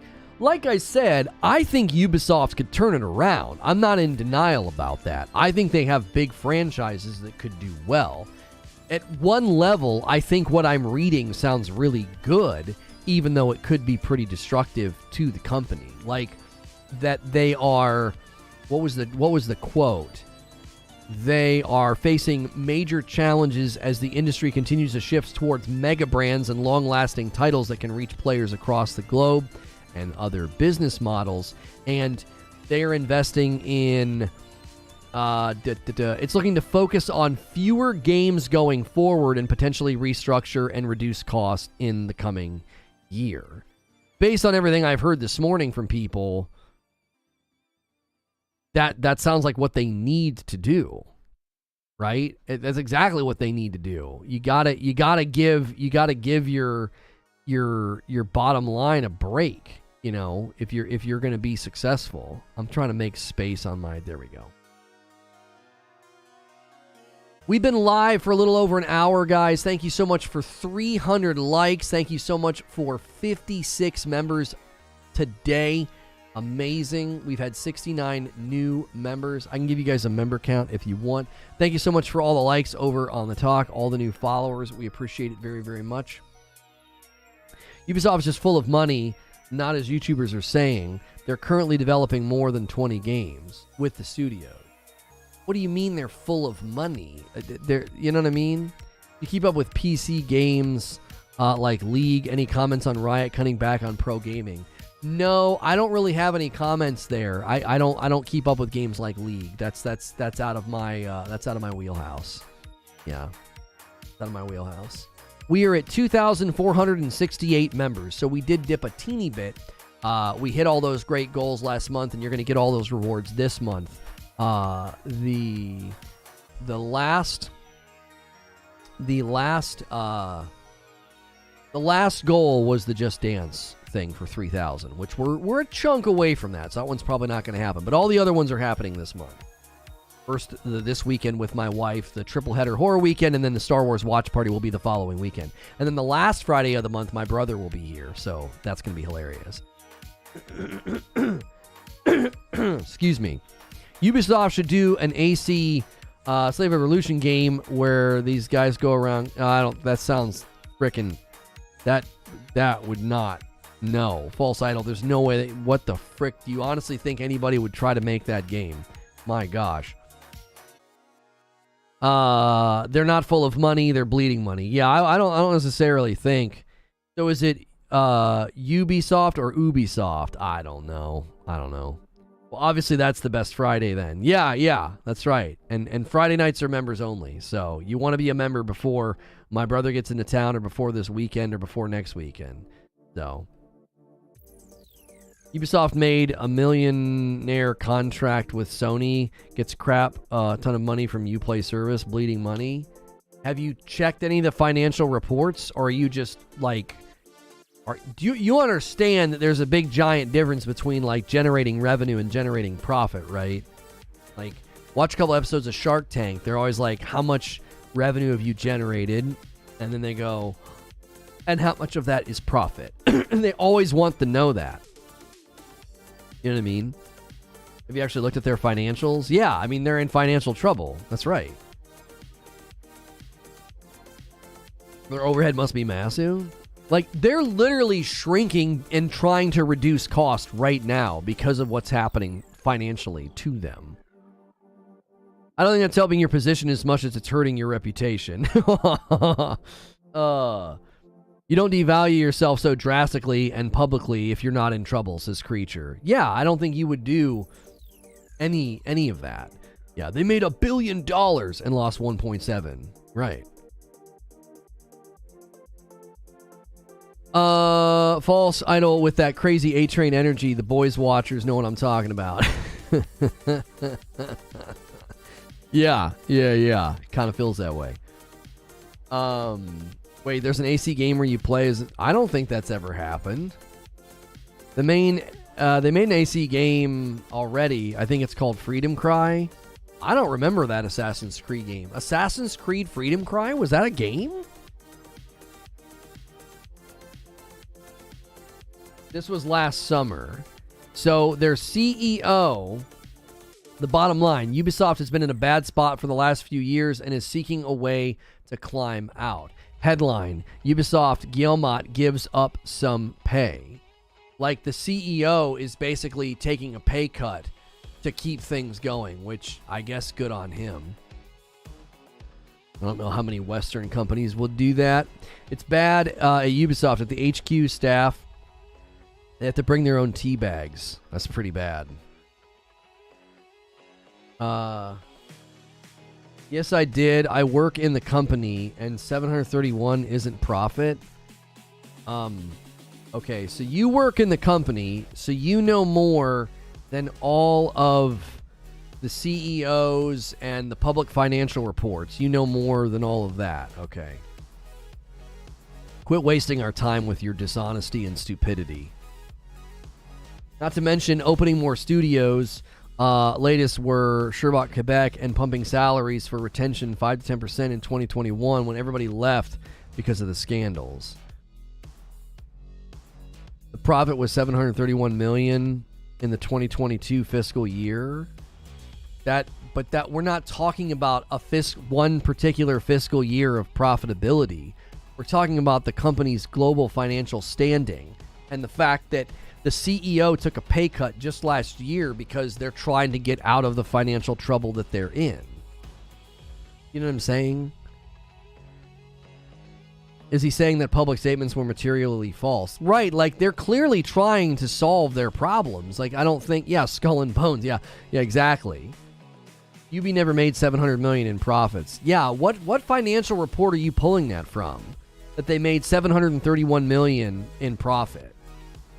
Did they generate $731 million in revenue? Again, there's a difference between revenue and profit.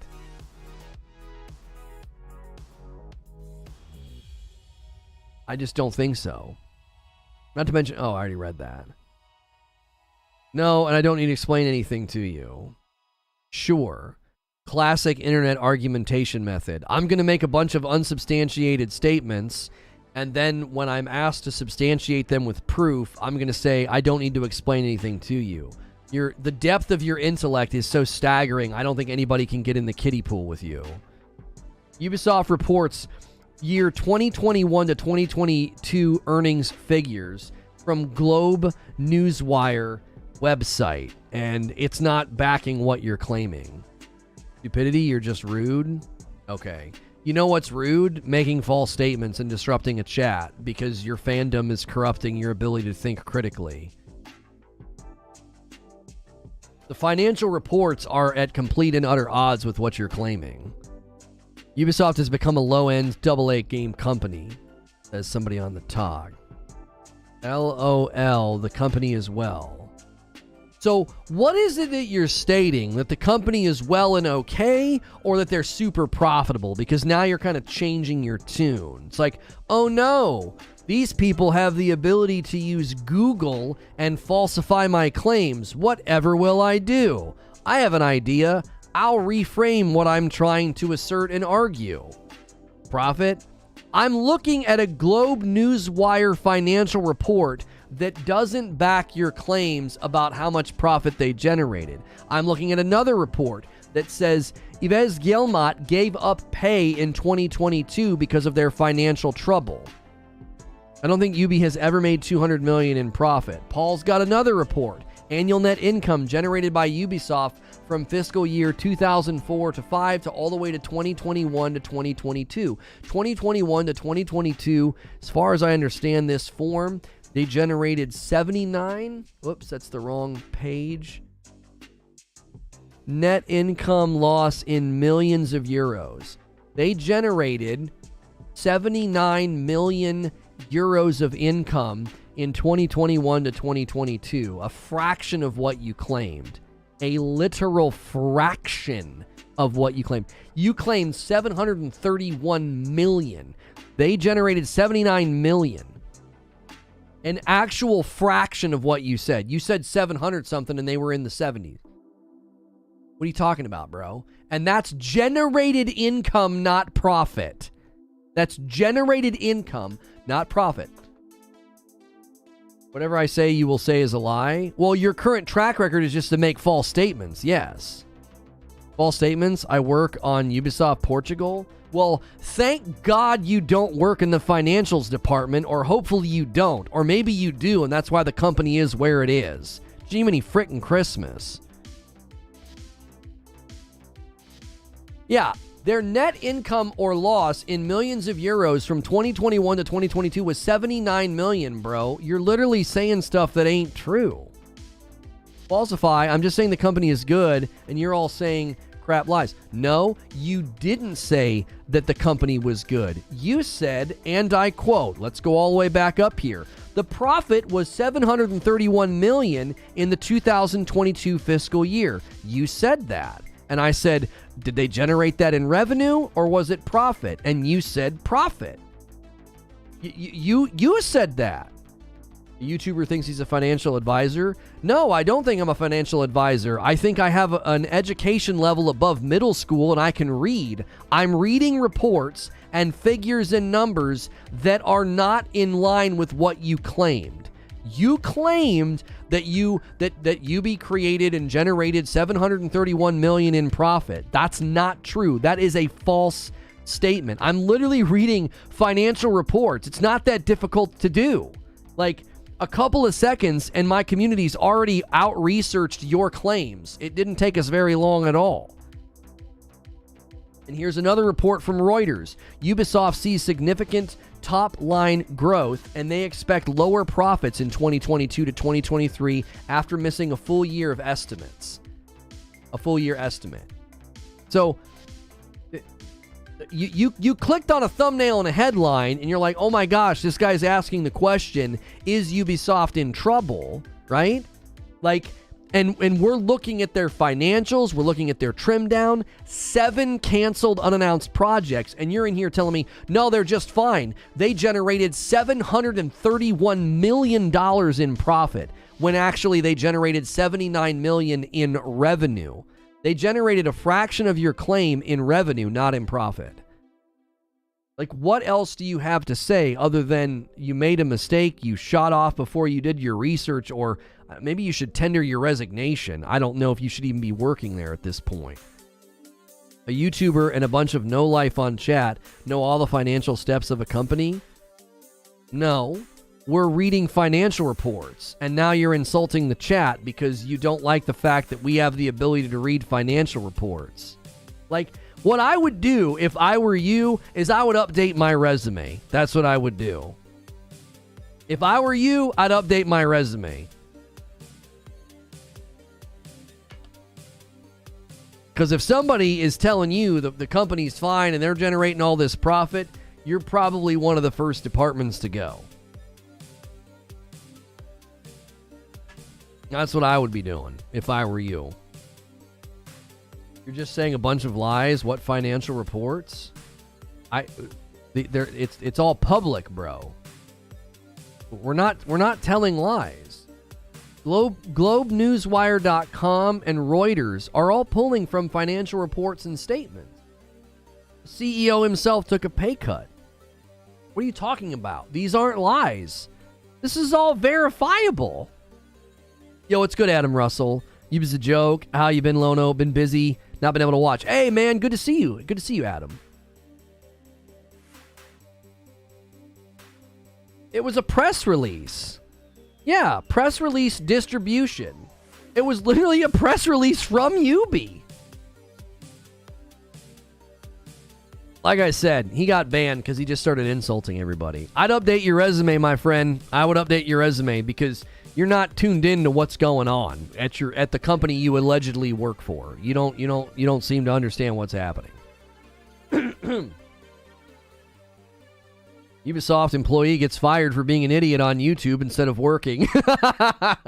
Hey, Lono, long time no talk. Hey, Sir Mayhem, good to see you. Always good to see those OG names. Those OG names, man. Doesn't know how to use Google. Lost another alt. I seriously doubt he works there. Yeah, I don't know. It did feel like there was a teeny tiny language barrier. It wasn't a major one, but it felt like English wasn't their first language, which is totally fine. But at one level, I was like, well, maybe we're having a little bit of a language breakdown.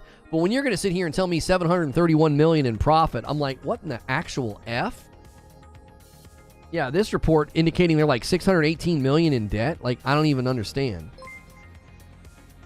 Mr. Addictive with a $5 tip through Super Chat. What's the logic of insulting the people who buy the games you work on? It's similar to the dealership in North Carolina. Thank you for the $5 Super Chat tip. I appreciate it very, very much. If you're just tuning in, we're asking the question, is Ubisoft in trouble? They have canceled more unannounced projects, totaling now seven unannounced projects have been canceled. Skull and Bones delayed again.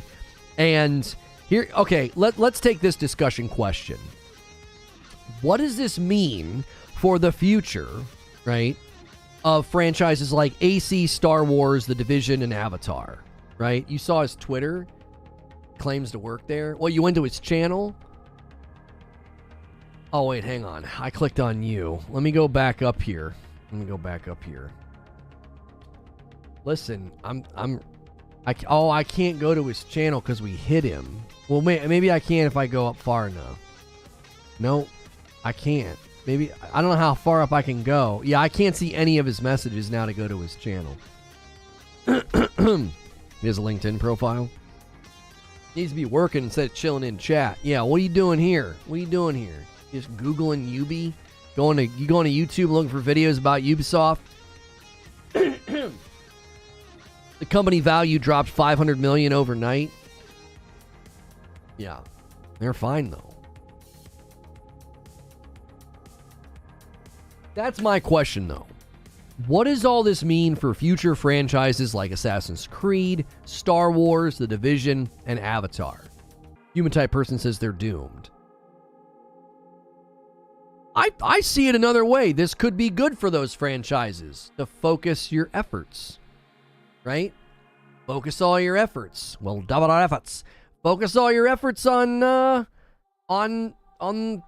big titles, on the good titles. You know, quit dorking around with all this other stuff.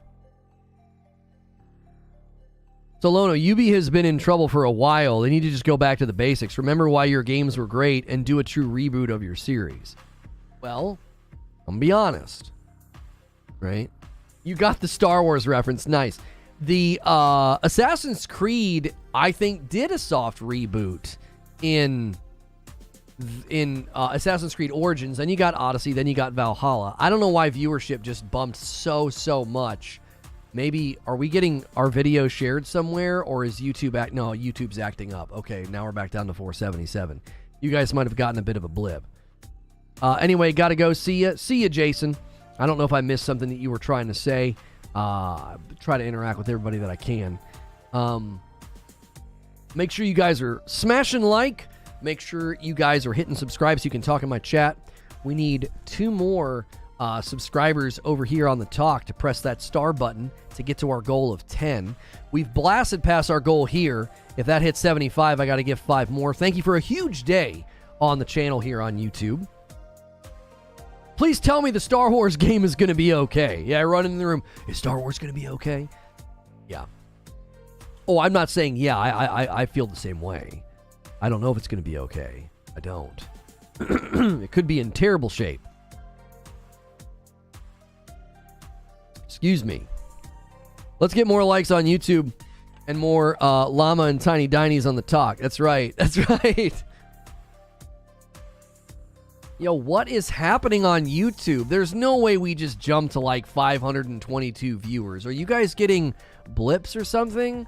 What is going on? I've never seen viewership spike like this. If you just tuned in, I would love to know why. Where'd you click my video?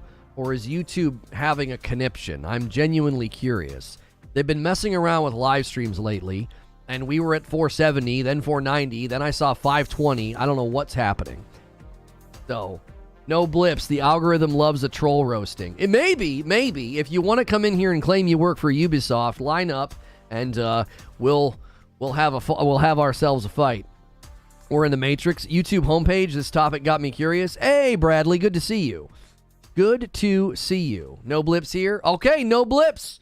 No blips. That means we got a bunch of new folks in here. It was in the feed for you on my page. Well, thank you, Maddie Allen, for letting me know. I appreciate you guys letting me know where you found me. No issues on desktop. All right, listen.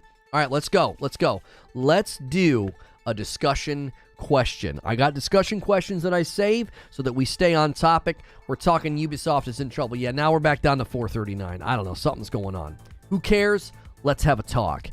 Tom Henderson, good old Tommy Hendy, he speculated that Watch Dogs 4 and The Division 3 could be one of the unannounced canceled things. And he's right now reaching out on Twitter, and he's saying anybody that works for these companies, hey, I'd love to speak with you. But he's on like info gathering right now, okay? Do you think there's a chance, right? Do you think there's a chance that those titles are going to experience problems? Ubisoft losing itself. This was last February, where they were counting on Avatar releasing this year, Just Dance and Mario Rabbids doing well. Spoilers, they did not. Right. So there was an article written that they were having trouble and they were struggling, and they were really hoping that Mario Rabbids and Just Dance were going to do well. They didn't. They underperformed. Right? Star Wars is their last hope, no pun intended. Division 3's definitely cuts his creature. They moved that team to Star Wars and have started making sweeping changes to extend the life of the Division 2. Yeah. I don't see another Division coming.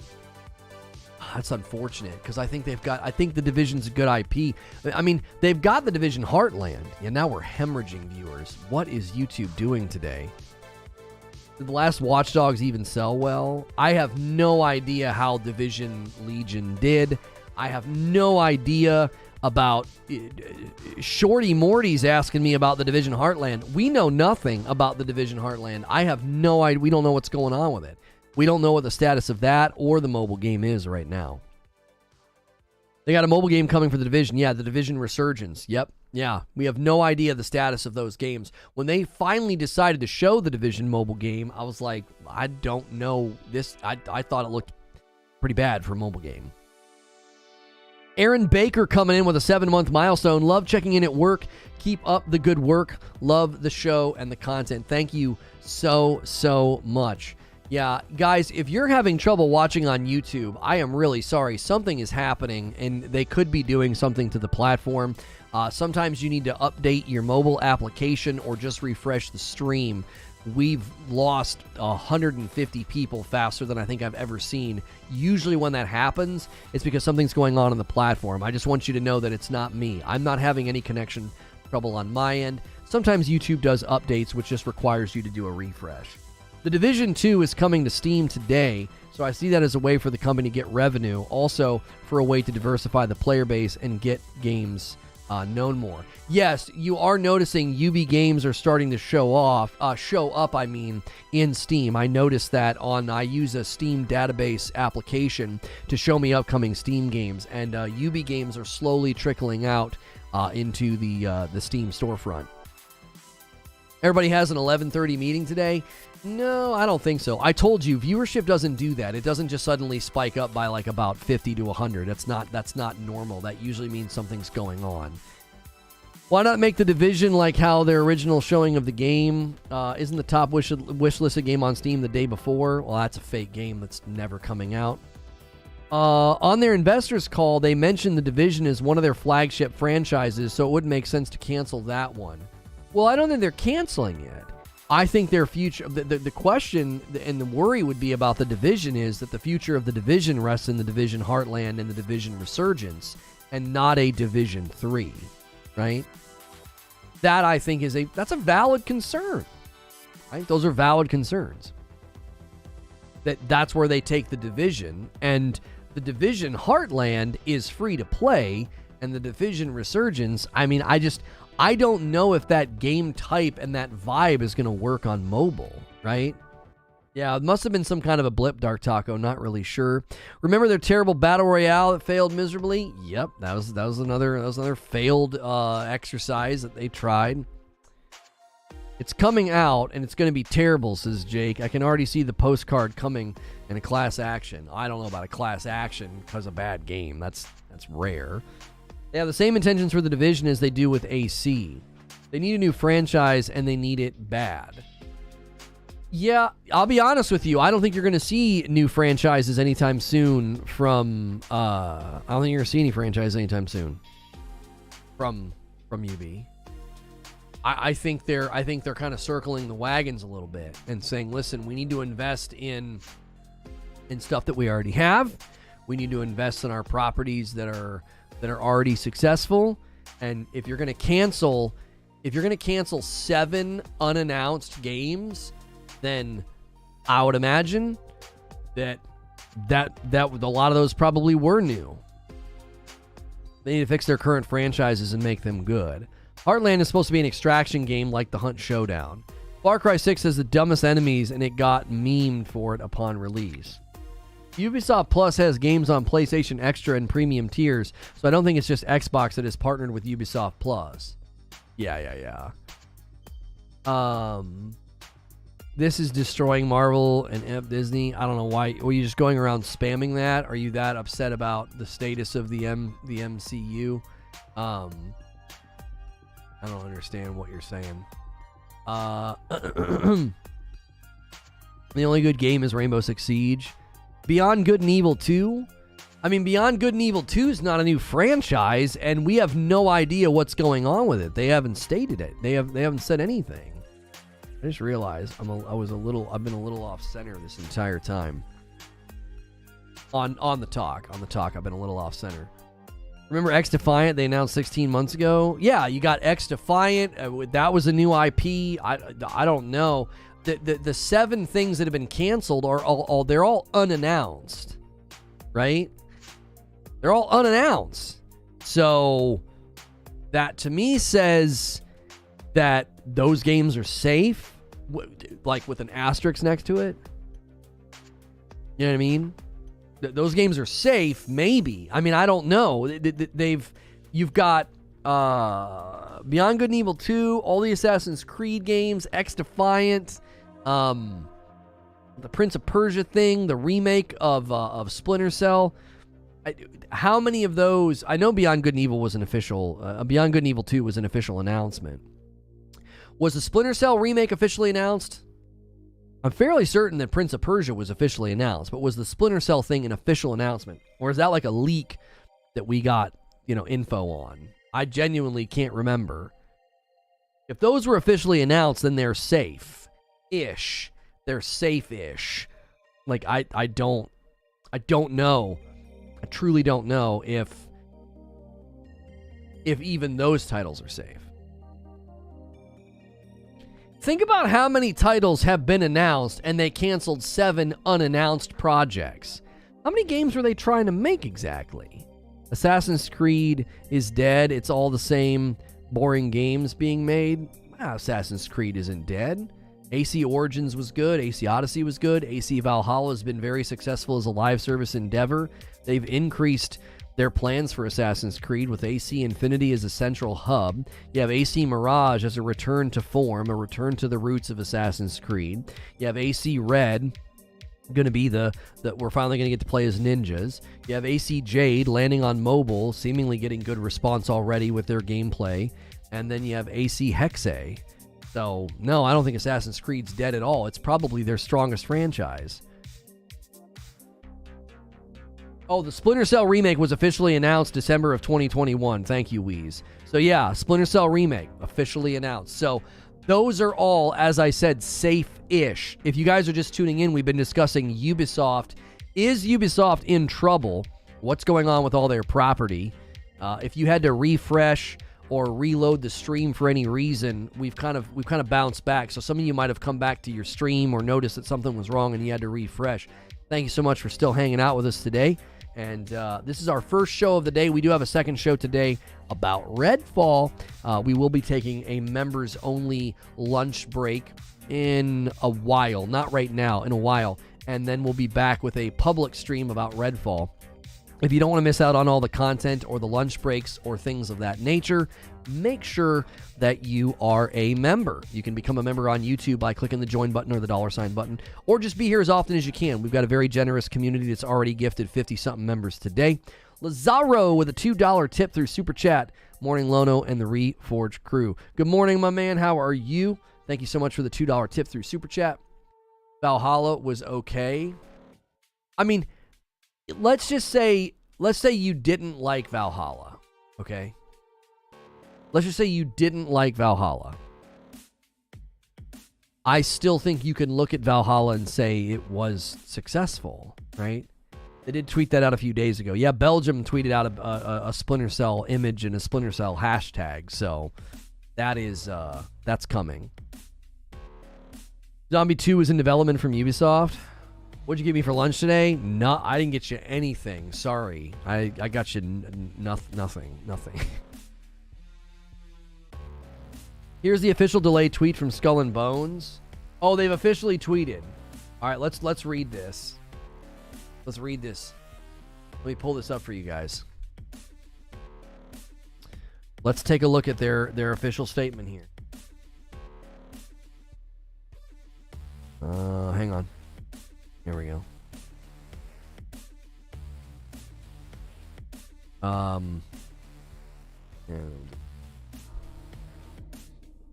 Okay. Give me 1 second to change the capture. There we go. Okay. And this says here, today we'd like to share an update regarding our release date as we made the decision to delay Skull and Bones a little more. Our determination and focus remain the same. Offer the best in-game experience possible to our players from day one. This extra time will help us in providing further polish and balancing to our game experience, following your feedback from previous tests. So they are basing this off of previous tests, which if you read any of the documentation on this game, it wasn't doing very well in testing. People were providing a lot of negative feedback about the game. We also have an array of exciting content coming up on our social channels ready to be shared with you, starting tomorrow with our latest episode of The Deck, bringing new and exclusive gameplay footage focused on our game's lore. Additional information regarding our new release date and upcoming test phases will be shared with you all very soon, so be sure to stay tuned and follow the conversation. Thank you for your support and stay tuned for more information. From the entire Skull and Bones team, thank you so much for your ongoing understanding and patience. I have a video coming later today about this, so make sure you guys look out for that. It'll be an upload. It'll be later today after we're done with all of the live content. So make sure you guys check that video out. It'll debut on Reforge Gaming. It won't be a premiere. We only do that when we don't do a second live show. So I will be covering that later today. Give you guys tons of my thoughts on that. The release date window is odd, and so I'll have my own commentary about that for you. And I think that is good to see them not spitting out a date, but at the same time, just very confusing. They don't even say what the new release date is. That's actually probably a good thing. Mark Tubestar says, I enjoyed Valhalla. Good story and setting, just the usual Ubisoft bloat. And it's one of the things I've been saying over the years, Mark, is I'm in support of going the direction of action-adventure live service games for one particular reason. Exactly what you just said.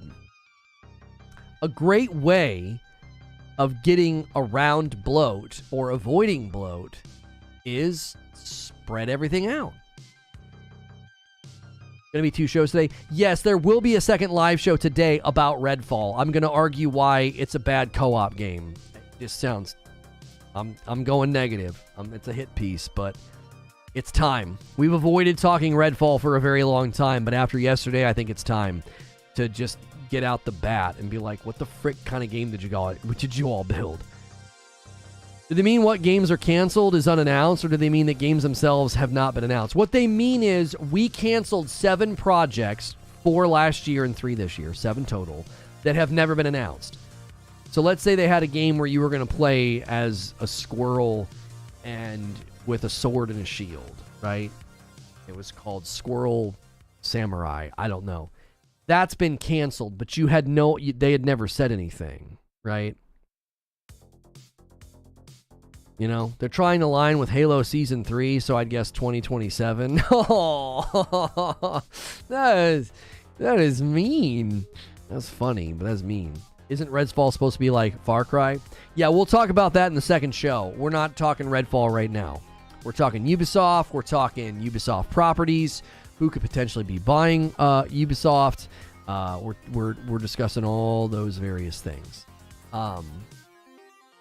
And yeah. Be negative all you want. An Arcane Unreal 5 first-person shooter with vampires. Yeah, I'm still playing. Okay. Yeah, well, show up to the second show, because I'm going to take some big swings. You would play Squirrel Samurai? I think I would play Squirrel Samurai, too. I think I would. I think I would play that. Ghost of the Squirrel? Yeah, I'd play that. That could be good. Guys, we got plenty of people here to have 400 likes. I bet you there's 40-something people who have not pressed the thumbs up button yet and on YouTube, man. Smash that button. If you've never been here before, I'm a Safe for Work broadcaster. I do daily live streams, very interactive, back and forth discussions about gaming news. Me being safe for work means you can have me on in the background of your day and you don't have to worry about the kind of language that I'm going to use. So make sure you're subscribed to the channel. We do multiple streams a day. If you ever don't see my streams, check your subscriber feed. There was a rumor for a while that a reboot of HOMM was in development. If that is true, I bet it was one of the canceled games. What's forgive my ignorance here. What's HOMM? Bad co-op system or not, I'm going to be playing it. Okay. Conquer Bad Fur Day. Y'all remember that? Heroes of Might and Magic. Oh, Heroes of Might and Magic. Yeah, I'm super not familiar with that. Didn't a studio already make a game like that? You play as a mutated chipmunk-looking thing. It was very colorful, kind of meh. There was also a game coming out with Squirrel with a gun or something. Going after my Arcane game. Oh yes, I am. Yes, I'm gonna really go after it today. It's a negative piece. It is. I've not really gone negative. I've been saving this for a while. Redfall has like virtually zero search interest in volume, and we were like, well, now's a good time to go after Redfall. Biomutant? No, not Biomutant. Heck yeah, streams get me through work. Thank you so much, Alex. Man, Alex is here all the time. Alex Bryda. Are you on a branded account? How do you not have a membership by now? We've gifted so many. You should have snagged one by now. Homie really abbreviated, expecting people to know what it is. House of Might and Magic. You know? He's like, well, I heard they were remaking TMKM. What's that? Master Knight Mountain. You don't know about that game? Master Knight Mountain? TMKM? Come on, man. Everybody knows TMKM. Nobody knows TMKM. Everyone get your popcorn ready. I'm going to enjoy the next stream. Thank you. Redfall looks like a joke. Save your Redfall. Save your Redfall. He says, geez, I'm sorry. Hey. We're just having some fun. We're having some fun. It is pretty funny.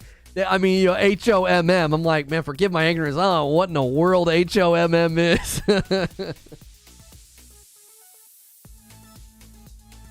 Homies of Massachusetts Mall. What? Breakpoint got heavily panned for its microtransactions, but I enjoyed it and didn't pay for a single thing outside of the initial fee for the game. Is that the only thing that people did not like about Ghost Recon Breakpoint? Because both Ghost Recon Breakpoint and Rainbow Six Extraction, boy oh boy did they get just absolutely torched. They got absolutely torched. Seems like a typical reskin thing. Save Sammy, man, save that commentary. You gotta save your Redfall commentary for the Redfall stream. Don't cannibalize my second show. Missed so much show today. Stupid work got in the way. It's okay, Rock.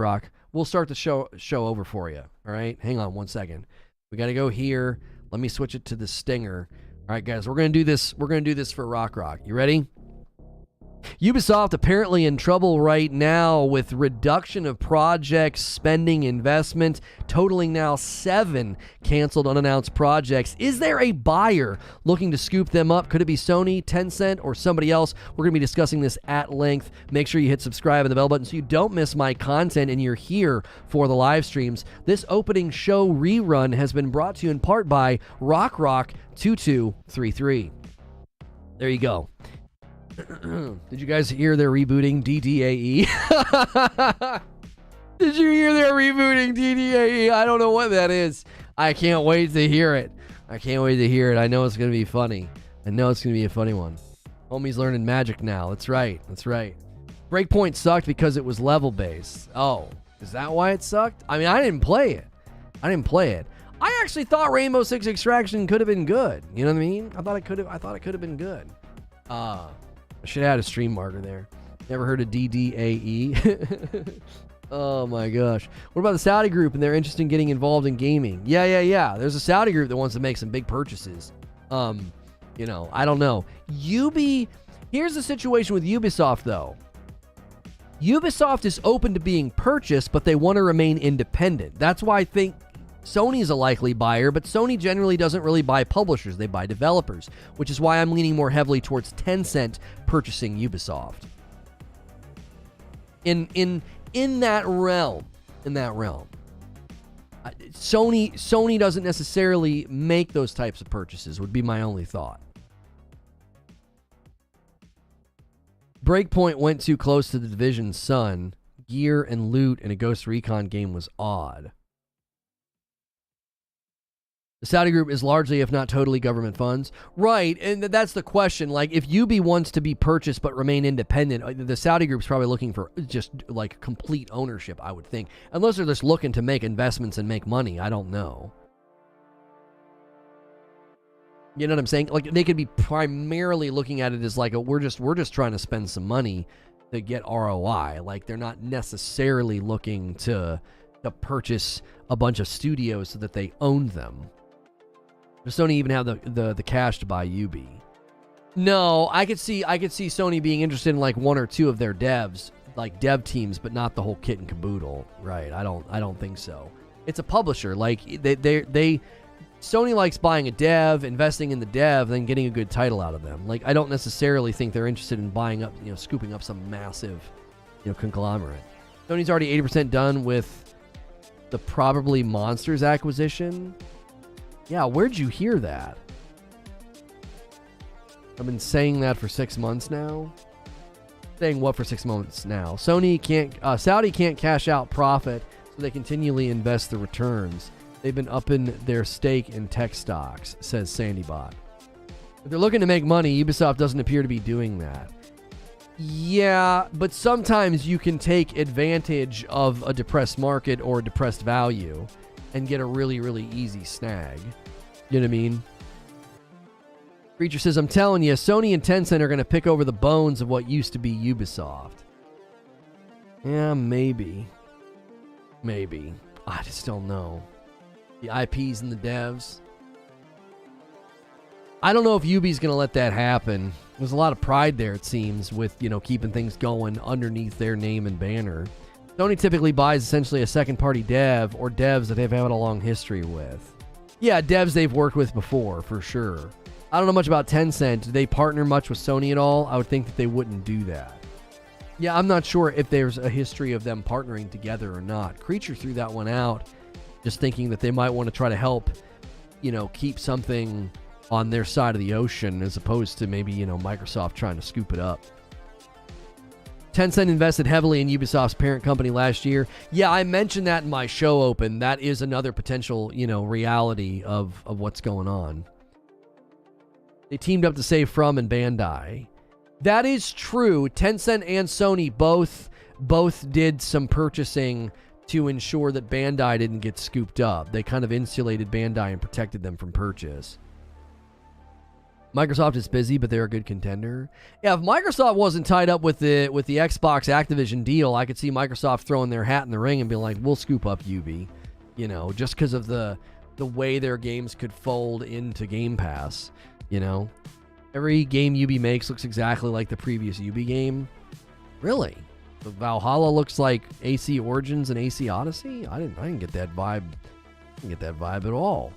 What's Watch Dogs look like? I don't think their games look like that. I don't think they have like a similar art style or art direction. I feel like they've actually got a lot of variety. I think maybe they've got too much variety because you got, Rainbow Six Extraction. I don't think it looks like other games from Ubi. Obviously, it looks like Rainbow because it's Rainbow Six. I mean, it's going to look like that franchise because they built on it.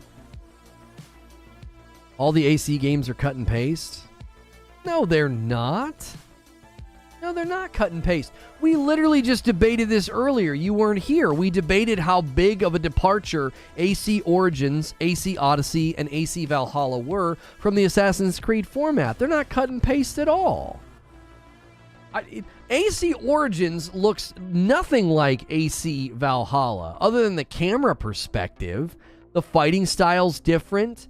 The world, the story, the method of getting around, attacking, stealth, all of that's wholly different. I mean, even if you compare Assassin's Creed Odyssey and AC Valhalla, there are huge differences between them. I don't see that at all.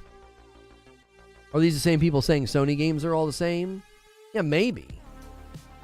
Just because the camera's back behind the person. Their style and worlds are actually amazing, but they use the same engine for all their games, so they play similarly and have a lot of POIs to collect and make me waste 130 hours for that 100%. I mean, I'm not going to deny the Ubisoft game bloat, or the map puke, as I call it, where the map just kind of gets puked on. There's just stuff everywhere. All those things aside, they're copy-paste of each other, says Abe. While under Sony, Ubisoft games will win awards. Nah, you're getting ahead of yourself. AC Nate Turner could shake the formula up. What?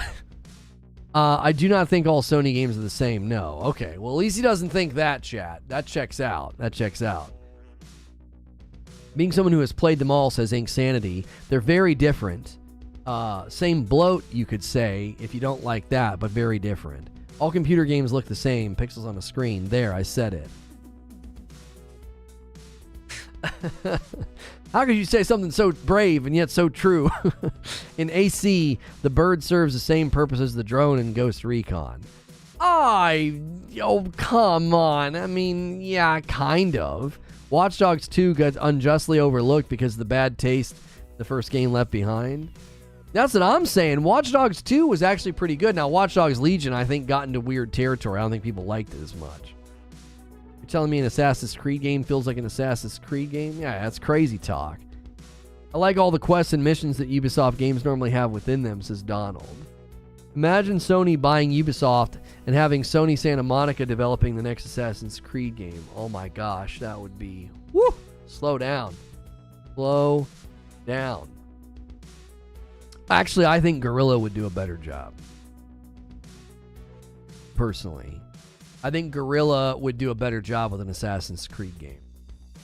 They've developed a lot more things that would parallel over.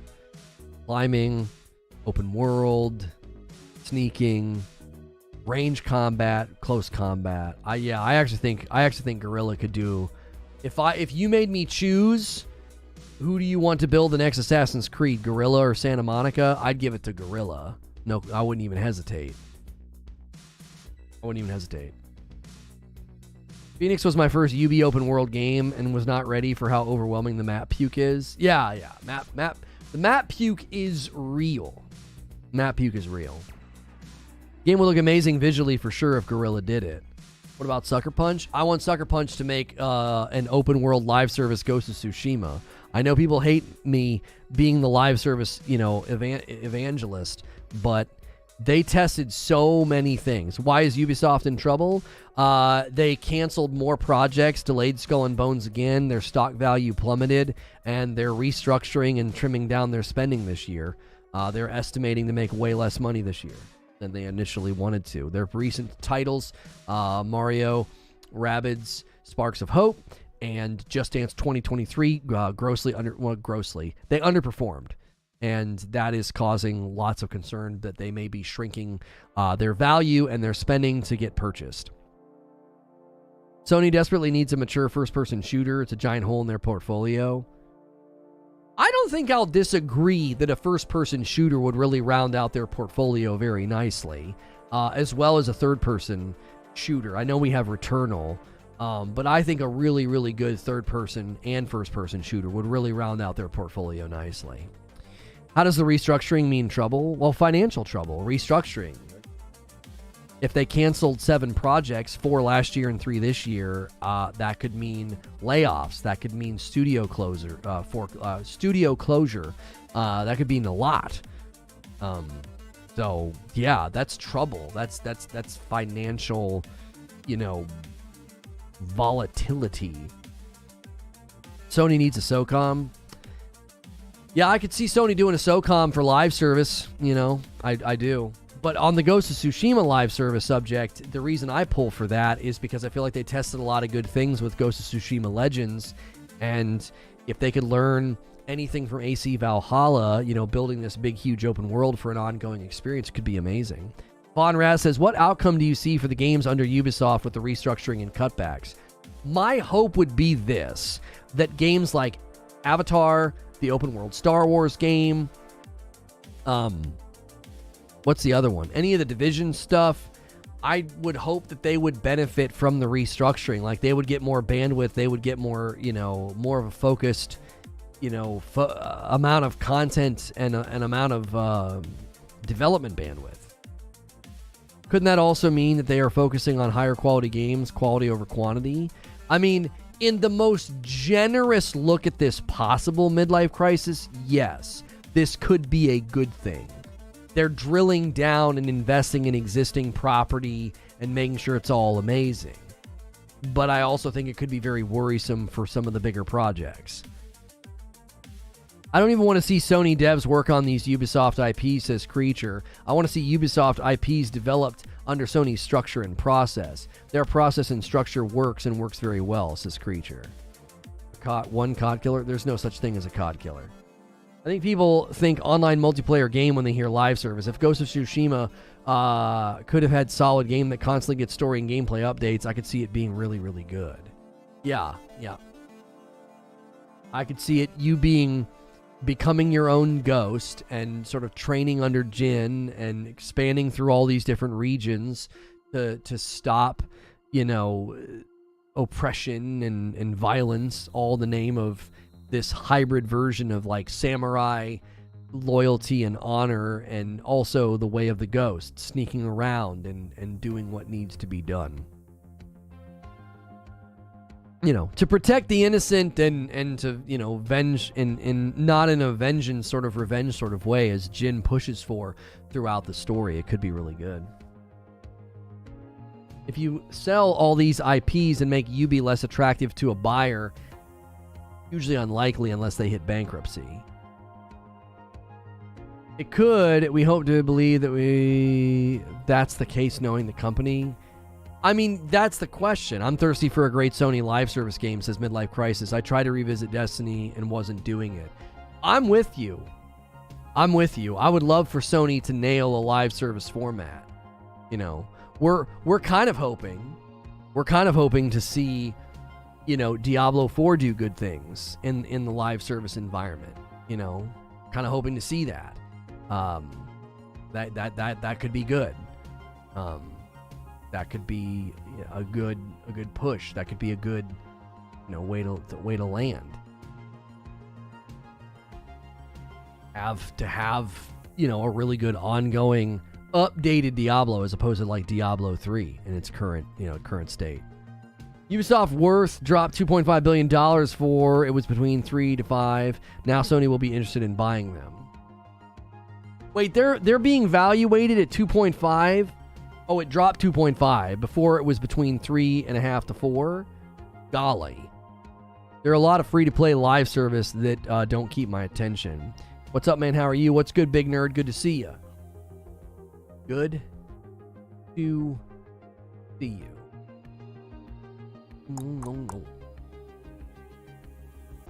Microsoft ain't buying anyone unless the AB deal falls apart. Yeah, they've got bigger fish to fry right now, right? They got bigger fish to fry right now.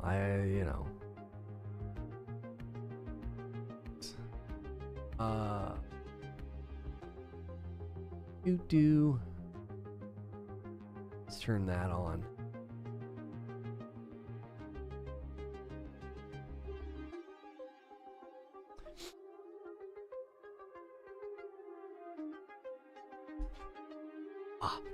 All right, guys, do me a humongous favor. If you've not pushed the like button today, if you've been kind of lurking and enjoying the show, you haven't taken the time to like minimize the chat and press that thumbs up button, do me a favor and do that. That's significantly helpful to me. It helps out the video. It helps more people find the video. Those are all things that are very, very helpful. If you haven't done that yet, consider becoming a member. We gifted a ton of members already. If you didn't get a gifted member, make sure you watch as often as you can. That increases the likelihood of you getting one. Every 25 I gift. So I already had to gift twice. So thank you for doing that. Thanks for all the likes over on the talk. We're close to 2,000 likes over there. So just go crazy smashing that button and sharing it. And we are going to get ready here. We're going to shift gears to members only. And then we'll be back after my lunch break hanging out with the members. We'll be back for a stream about Redfall and why I think it's going to be a bad co-op game. All right. So I'm going to end the stream over on the talk. We'll be back later. Make sure you're following me. That way you won't miss it. You can also watch on YouTube at Reforge Gaming. You just got here. Sorry. Go to YouTube, become a member. You can keep hanging out with me over there in the members only stream. It's only $5 a month, and I do this every day. So we are going to go ahead and do that. You guys that are not members, consider becoming one. I know it's weird on YouTube for some people like, hey, spend money, become a member. I know that's not what you're accustomed to, but if you really like what I do here, multiple live shows a day, if that's something that you enjoy, a way to not have that disrupted, it's $5. Literally, the whole month you get into everything I do extra for members for that $5. So consider doing that. And thank you for the coffee order, a dark roast bag to Ace Tech. You live in Louisville. You do live in Louisville. Well, thank you. It'll get to you super duper fast. I appreciate that so much. Ace Tech, thank you so much and welcome.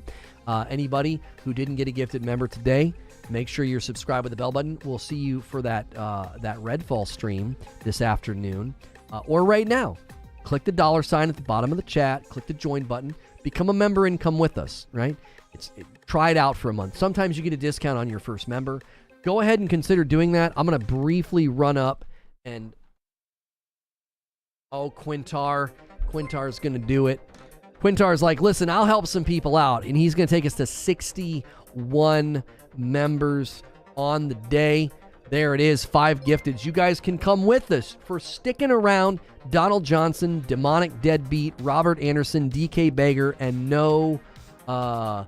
Nola Origins. You guys can stay with us. Don't go anywhere. If I just called out your name, some of you guys were contributing to the conversation. I know Demonic Deadbeat was. Robert Anderson, I know you're here pretty regularly. So is Donald Johnson. So thank you very much for doing that, Quintar.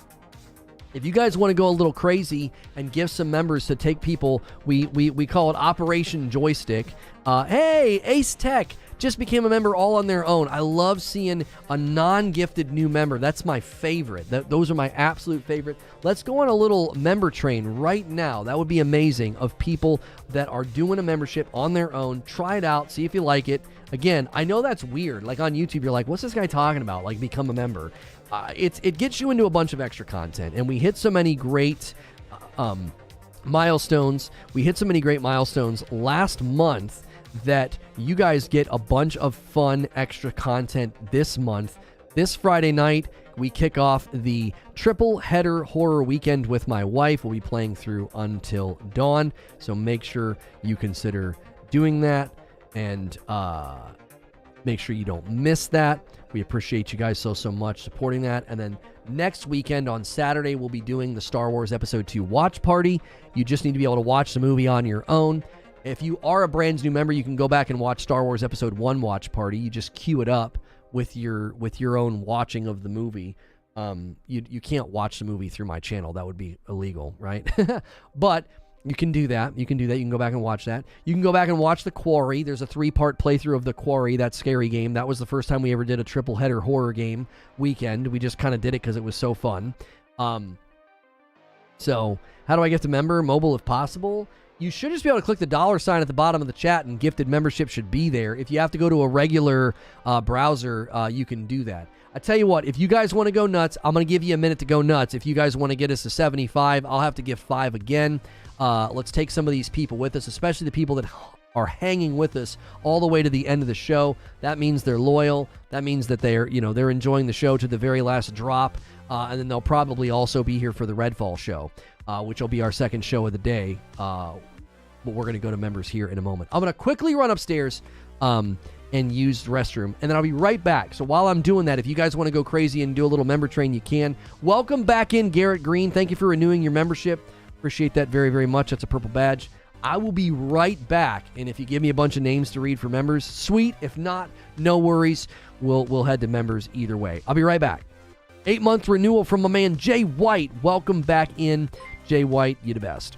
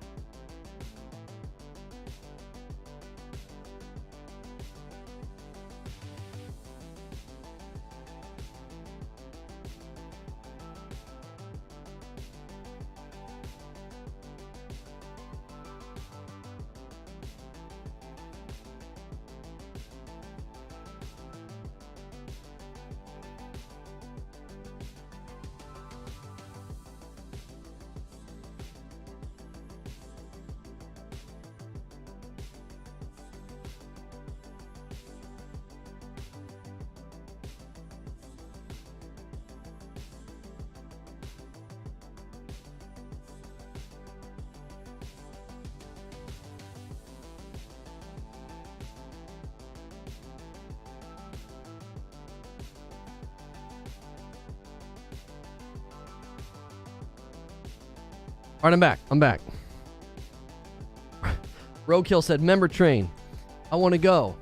Sorry, man. Sometimes it happens. Sometimes we take a bunch of people hostage and we bring them with us, and sometimes we don't. That's totally cool. Watch as much as you can. Be here as often as you can. That'll increase your likelihood of getting scooped up. Let me get all the stuff pushed out here so that members get notified. And then I'll give you guys a link to the members only stream if you don't want to ride the redirect. Redirect can be kind of funky. Guys, is Bro still waiting on that Discord friend request acceptance? I don't do that. Like, that's not something that I do. I don't just accept friend requests.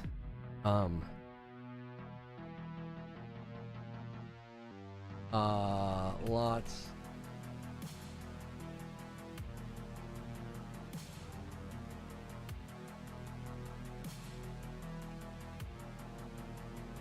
All right. Thanks for ever gifting me the membership. Yep. All right, I'm going to ping the Discord. All right, here you guys go. There's the link. That's where we're headed.